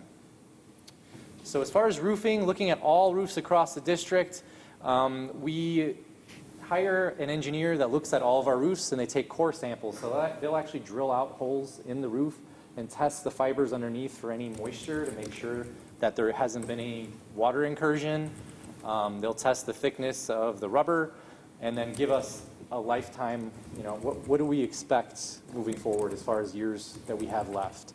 And so right now, our most vulnerable roof is actually the north gym of the high school. It's that big pitched one that you'll see thousands of seagulls sitting on top of through most of the day. That one will be coming due in 2024, and it's about a $180,000 roof. So if we start picking away at that $1.1 million number now, it's not going to hit us so hard 4 years from now. So probably a good strategy to take this on this summer, as well as a couple other things, so that it doesn't all compound on us. What about rolling that into your possible building project? We did pull the north gym as far as a reconstruction out of the master plan. Yeah, but you're still going to be doing other roofs if you build Sure. STEM area. Yeah, it's possible. One thing that our architects have advised us going into such big projects is to make sure your roofs and your parking lots are in decent order so that it shows that we're being stewards of what we have. But that could be a strategy. If we have people out here doing a roof here, maybe it could work to connect that as well. Well, I'm just thinking maybe reevaluate that next summer project if by next summer there's some idea that we're going to move forward with STEM. Yeah, good idea. Parking lots, annually we crack fill all the cracks in all of them. Some have gotten beyond the point of crack filling, and I'll share some pictures. We line every other year. We used to do very aggressive seal coating, and we've moved away from that a little bit just because of the cost. So it could be $100,000 to seal coat the high school parking lot. It makes it look really new and does give some added life to it, but the investment is really hard when you're talking about replacing a parking lot versus just spraying it with a sealer. We do, so I just did a grading. We worked together with Steve and one of our contractors to do a grading of all of our parking lots. So overall, we're not in terrible shape. Muskego Lakes and Mill Valley, obviously, are A+. Lake Danoon was recently done, so that's a very good parking lot. Bay Lane's playground is in pretty dire shape. However, the rest of it is decent. And then Muskego High School and Lakeview are really where we see our biggest needs for parking lots. Didn't we just do work at Lakeview? Yes, so For I will part show of you our the picture. We didn't do it all, but we did. This is something that connects a little bit to master planning, also connects to potential expanded parking by the stadium, and the overall potential connection of a building. So we talked a little bit about expanding the parking over at the stadium, but also the need for stormwater management. So Jeff and I are in the car at this time. So this happens about 5 or 6 times a year. There's a lower parking lot here. This is where all the sheds are being built in the parking lot. But this is where all of the water from the bus lot all the way over to the stadium all comes down into this one 10-inch sewer hole, which when we get a torrential rain will fill up to people's car doors. And worst case scenario, about once a year, it actually goes into the building, into the kitchens, the locker rooms, and will start to come out of some storm drains. So when we talked about that parking lot, it's important that we redesign some of the civil engineering of this entire layout to make sure we can get water away from the site. And so even though we talked about that parking lot, I think it's important that maybe we connect this to the master planning, because this is where a building would be built according to the plan as it sits. So if we're going to do this, displace parking, we should probably do it all at once rather than come through and chew up some parking lot and do another piece here. If we're going to do it all at once, it would make sense to make it part of the master plan, that parking lot. So is that just an undersized pipe? I mean, basically that pipe has probably been there forever. Yep. And you've built all this concrete and asphalt and things around it. I mean, could it be fixed by a larger pipe, or where does it go to? It goes out to the stream on the south end of the school. So goes into Tracy's backyard. Well, let's just put a bigger pipe in and get more of it to Tracy's backyard. Quicker. Yeah, pipe it your way. There you go. So these are our parking lots at the high school, kind of graded. The bus lot is in decent shape. However, if you stand here and you look this direction, you'll see it's starting to ripple where the buses park. That is natural, as they are very heavy and they roll over and crush the asphalt over time. The front parking lot's not too bad. We did some repairs around some of the sewer grates, which started to heave a few years back, that have held up okay. These 2 parking lots are decent. We've been patching.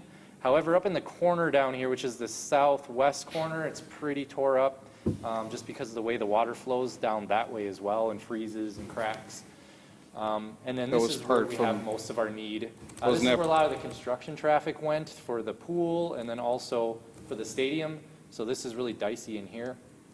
My concern is if we start to really tear this up right now, if we end up building this, we need to direct water away, address this whole lot here, probably expand here for what we're supplanting.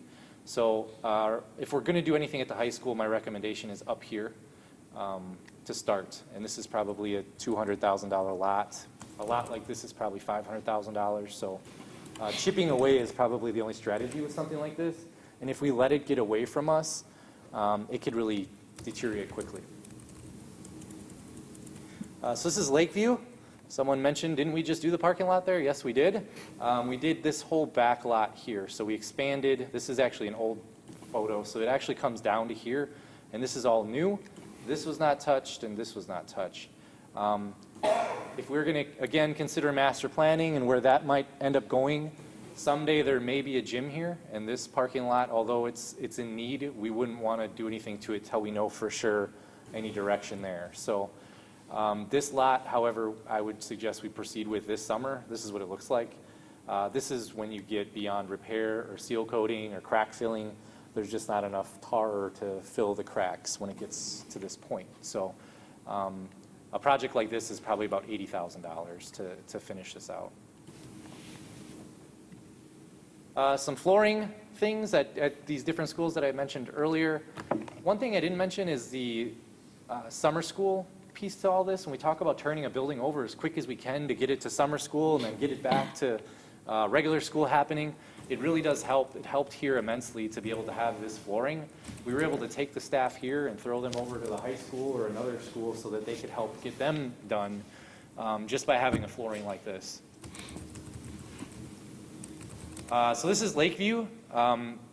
Cosmetically, there's been probably 20 years of patches throughout the building. So this is a patch that was done, and then this patch. There just is no matching dye lots to what was installed at either time to continue to match up the flooring.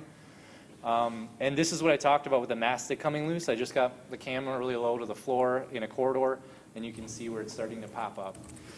That was happening so bad that last summer in the kindergarten rooms, we ended up going to this flooring in there because it was popping up everywhere. A teacher actually slipped because tile like ninja starred across the room when they walked across it. So the goal would be potentially this summer to work on a chunk of Lakeview to install this flooring throughout the corridors. This could be a potential plan too, because I don't know the cost of doing the entire school at the same time. So we did this in 2019. If we spend, say, $50,000, we might be able to get this chunk done this summer and then come back the following summer to finish out the building.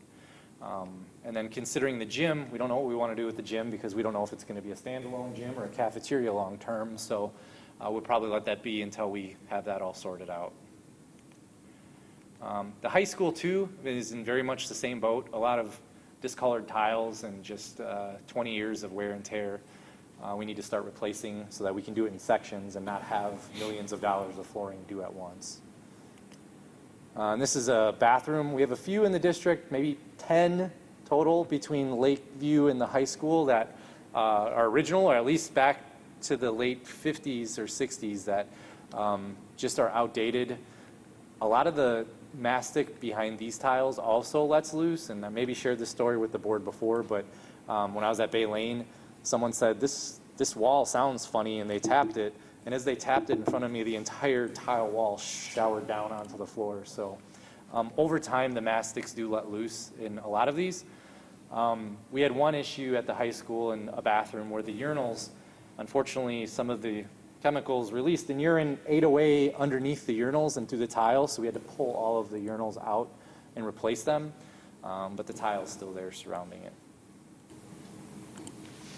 So this was my suggestion moving forward. I have no bids or anything else to go by other than the presentation I had would be $200,000 to the north gym roof, $250,000 to replace parking lots at Lake Danoon in the high school, $250,000 to replace flooring and paint between the three schools that I talked about there, and then $50,000 just holding for whatever could go wrong at any of the schools, like a boiler or something shutting down. So definitely like your idea, Eric, of considering coming back to the North Gym if that's a thought of the group. Otherwise, this is what I would work on for the next few months, getting bids and then bringing it back to you guys for approval. You're the professional. You can do it the way you want. I just was throwing ideas out. Yeah. Is there any possibility that that you could act? My son is in civil engineering, so he's always like looking at our parking lot at the high school and he's like, this is configured wrong. But I'm like, whatever. But he just, like the narrowing of getting into where the Salentine gym is and stuff, is there any possibility of widening that so that there isn't that congestion going in and out of there? Because I mean, if you're gonna do the parking lot there at that time, why not look at, is this really the best configuration that we have for this parking lot? I think that would be best left with a master plan, bigger project, to totally re-engineer a parking lot, and as far as directions and everything, probably would take approval through the city for planning purposes and all that stuff. I'm just saying, like if you have a spot that's this big to get two cars through, and you go and look at it, and they say, put 10 feet here, 10 feet here, I'm not saying like redo everything, but I just don't think we should be spending a ton of money on something if we don't look at the bigger picture of, is this really functional? Is this really meeting the needs of this gym area? And I mean, because there's a lot of cars that come in and out of that area, and it does get pretty congested the way that we have it. You know, it is kind of goofy and crazy, but I'll be honest with you. You know what it does? Slows people down. Yeah, it's supposed to slow them down. I think that's the part of the reason it's like that. Speed speed bumps in, that's what they have at Otago lot, because we were there this past weekend, and they have speed bumps throughout their whole parking lot. Speed humps. Humps. I mean, could it hurt when you're, getting the bids or whatever, that someone could actually look at it and say, this is really configured bad, and we should Yeah. maybe widen this 5 feet, or, whatever. Yeah.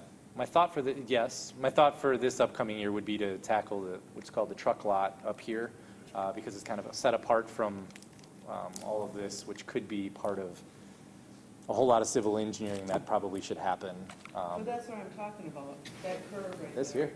Nope, No, the curve. he's not talking about doing that So part you're though. not talking about, because I know I've contacted you, because when I take my walks every night, there is potholes in the part where the car is, but somehow you got it fixed, because they're not there anymore, but I know that roadway definitely needs to. Yeah, for sure, this is where I'm thinking we work this summer. This is something that if not done through something master planning, we'll be talking about next summer, the following summer, what to do about. This whole area is in need right now, even if we're not reconfiguring. If we want to talk next year about reconfiguring, we can talk about that too. But that would definitely require an engineering and a study of traffic and all that stuff to figure out what to do from there.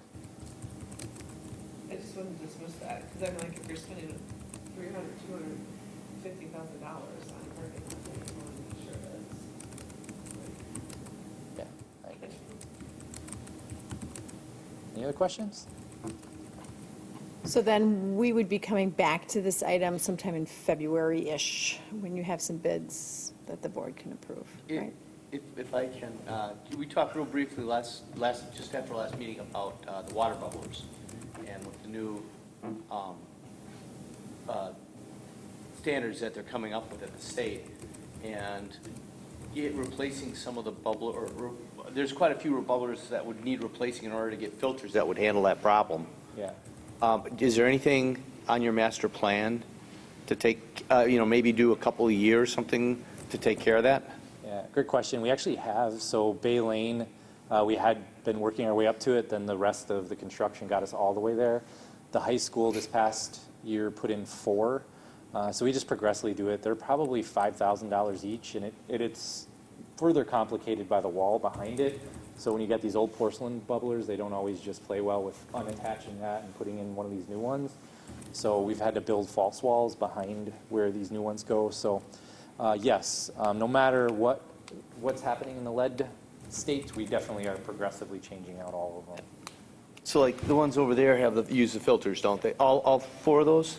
The bottle fills have a unique filter to them, but I don't think that there is on the other ones like a filtering mechanism for anything. And I'm not sure how effective any bubbler or filter would be against lead. I'd have to get more information about that, if that's where we want to try to protect against. We may have to get like a whole school lead system or something if that's the route we have to go. So Jeremiah, you were talking about bathrooms. I don't see bathrooms up there. Just something to keep an eye on. It's not something that's deteriorating or dilapidated right now, but it's something I'd like to probably look at for the following, not this upcoming summer, but the one after. I want to tackle flooring now before it becomes a big concern, and then start hitting bathrooms. Just don't want to surprise you guys in like 2 years. They're about $12,000 each as far as when we did the construction of Bay Lane. So to knock off a pair is probably going to be $25,000 by the time we get to it.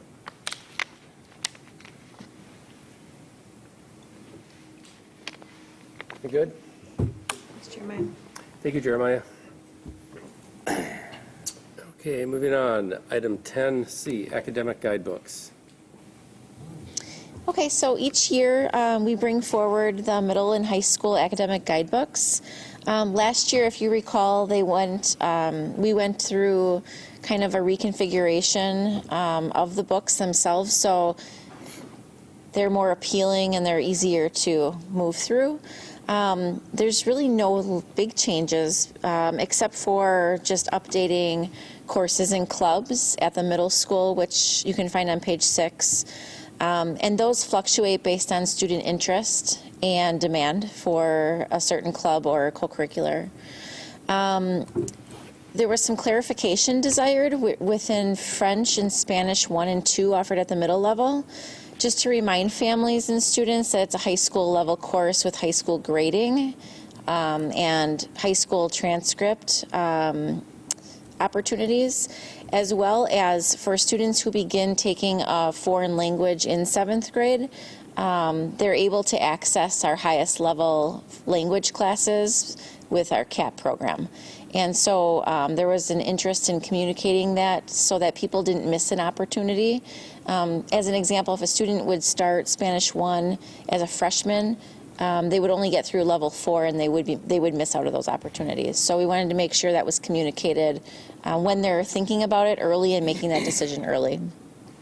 And so those can be found on pages 22 and 26. We just added a chart of what it would look like if they took 5 or 6 years of a language. And then on page 22 and 24, just a little bit of tweaking of language with 2 of our business courses. If you recall, at the end of last year, the business department went through a curriculum review. One of the things that they noted was between middle and high school, middle school was lacking marketing content. And so with 2 of their classes, they're going to be introducing more marketing concepts. So 7th grade is a web design class. The web design will remain, but it will be as a marketing project so that it's more about the why of building a website rather than just building a website to build a website. And 8th grade is expanding their BMIT course to include more pathways. And that was always the intent for that 8th grade BMIT class, to model and mirror what the high school is doing. So there's a few tweaks made to the language there. For the high school academic guidebook, all of the new courses were added, so I'm not going to go into what pages they can be found on. You can see those. Really, the only thing that's different that we added that was new from last year was we decided to create a computer science and a health science page separate from like a content area that those courses would be found in.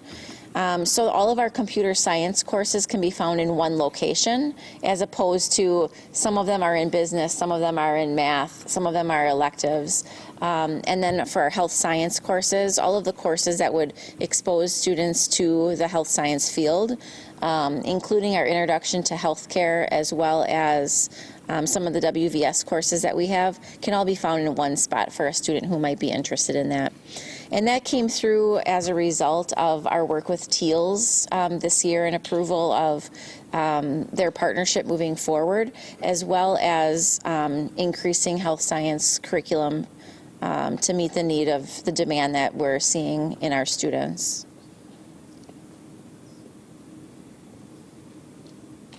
Any questions? Do we print these up at all, or are they just all electronic? Course books? So they're live on the school's websites as a Google Doc. Sometimes they're put in there as a PDF, but they can be printed. But we don't print to distribute. I had somebody ask me, and I'm like, I don't. Yeah. So, Anyone could print it. counselor's room, or like that, you know, the first room. Copy, like, I don't think we have hard copies lying around in the schools, but anyone can access it online and print from home. They don't have computer access, so they were asking. Oh. Well, I'm sure we have them in our. Well, we could print it for anybody who requests that. Sure. We certainly do. Yeah. We just don't have them laying around. Mhm. They're, I mean, they're 78 Yeah, pages. right. Yes. Exactly. But we'll absolutely do that. We'll absolutely do that for anybody who requests it, yeah. Any other further discussion or questions? Hearing none, thank you. Okay, thank you. Moving on, item 10D, 2020-21 school calendar. It's got to be Jeff Peterson. Ding, ding, ding. There you go. So thank you very much. Attached, you'll see a draft calendar for the 2020-21 school year. Doesn't look much different than this year's calendar. As always, we take a lot of things into consideration as we try to balance really all stakeholder input and feedback around trying to meet the various needs of our parent population, our community, teachers, the professional development, the leaders within our system, And, next year, the board's commitment to a common spring break, once again, for a second year. So what I've done is I've just put some of those bullet points that were key things that we did take into consideration as we developed next year's school calendar. So you'll see a start date of September 1st. So the state's allowing us to start before Labor Day? We can do that, yeah. That's no longer law. So it has to be on or after September 1st. Yep. Yeah. Okay. Yep. Awesome. So it's great that we're able to start on September 1st. It gives us a little bit more time throughout the year, unlike a later start this year. We have winter break. That is, we're recommending extending from December 23rd through January 1st. Spring break, again, just want to go back to the conversation that we had with the board last year relative to a 2-year commitment to that common spring break from March 29th through April 5th. Important to note that as part of that, we were going to give the Monday off after Easter. So that's April 5th, the Monday after Easter. That will be an extra travel day for families that are out of town. Before you move on, just on Yep. that week, I thought it was always the last full week of March. Are you switching it because of Easter break? Is that why? So it's because of when Easter falls in relationship to that last full week in March. So part of those decision-making rules that I shared last year were that if it was close to the last full week, if Easter fell close to that, it would then wrap Easter into the break and then that Monday after. It falls in line with our board-approved 2-year plan. Correct. What Jeff shared is exactly what they're going by. Yeah. Right. So, yeah, at some point, we'll have to Do they come back and are the others- decide if it's permanent, but everything's following your outline from last year, so. Yep, Is that what the other districts are doing also? Yeah. Okay. that is correct. I mean, because the whole purpose was Yep. to try to go Absolutely. Yep. the same as what the other districts are doing. Yep. So just based upon the calculation of minutes, there are a couple of built-in inclement weather days that we have. You can see that we considered when ACT date is happening on March 9th, homecoming, and last student day of June 10th. So a lot of things that we took into consideration with regional, sectional, state competitions.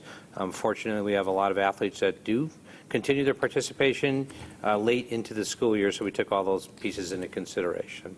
One note that I did put in there, I know that there was a request for the district to come back with some data around student attendance in March and April from previous years and then also this year. Still too early to collect that data. We don't have student attendance data with families asking for time off quite yet. But we will bring that back to the board as we continue the conversation about spring break. And then what we'd like to do is to bring the draft calendar back for a December 9th meeting for board approval. Do we ever put on this calendar the graduation date or not? We do. Mr. Irvine does not have that graduation date yet. If I have that by December 9th, which I anticipate, I will add that in. So, judging by the way this year's going so far, how many school days or snow days do we have built into this? How many days can we spare without having to add extra days to it? It doesn't matter. Dr. Thompson never cancels sorry? school. She never cancels school. Oh, that's right, I'm Yeah, sorry. that's the rumor, It is. It's very well known throughout the high school. And the But- state, I think. But in case it ever fell to you to make that decision, Jeff, how many days do we have built in? So we actually have several inclement weather days. We have 2 for sure. There would be some additional minutes that we would look to make up at the high school level.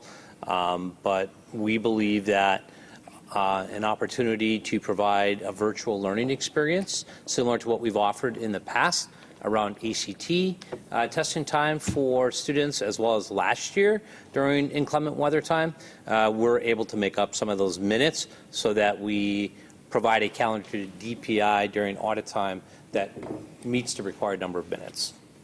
Does that answer your question? Yep. Okay. And the virtual minutes qualify, You bet. even if every student in the system had to stay at home. Yes, Okay. that was a change in statutes, and DPI adopted that, so it is acceptable now. Any other questions? Discussion. Questions? Thank you, Mr. Peterson. You're very welcome. Moving on, item 10E, 2020-21 board calendar. So in the spirit of planning ahead and with the school calendar coming out, thought we'd put out early the school board calendar for your consideration. So this models the school board calendar that we have for 1920. And it's, what you'll notice though is in August, we have historically had 2, and we canceled the second August one this year. So I thought, well, maybe it would be fine for the board to continue with 1 for each one of the summer months, so. I agree. Okay, so that's it. If, we'll bring this back in December as well, alongside the school calendar, and once approved, we'll be filling in the rotating board meeting locations after that. Questions, comments? Hearing none, we'll move on. Item 11, thank you, Dr.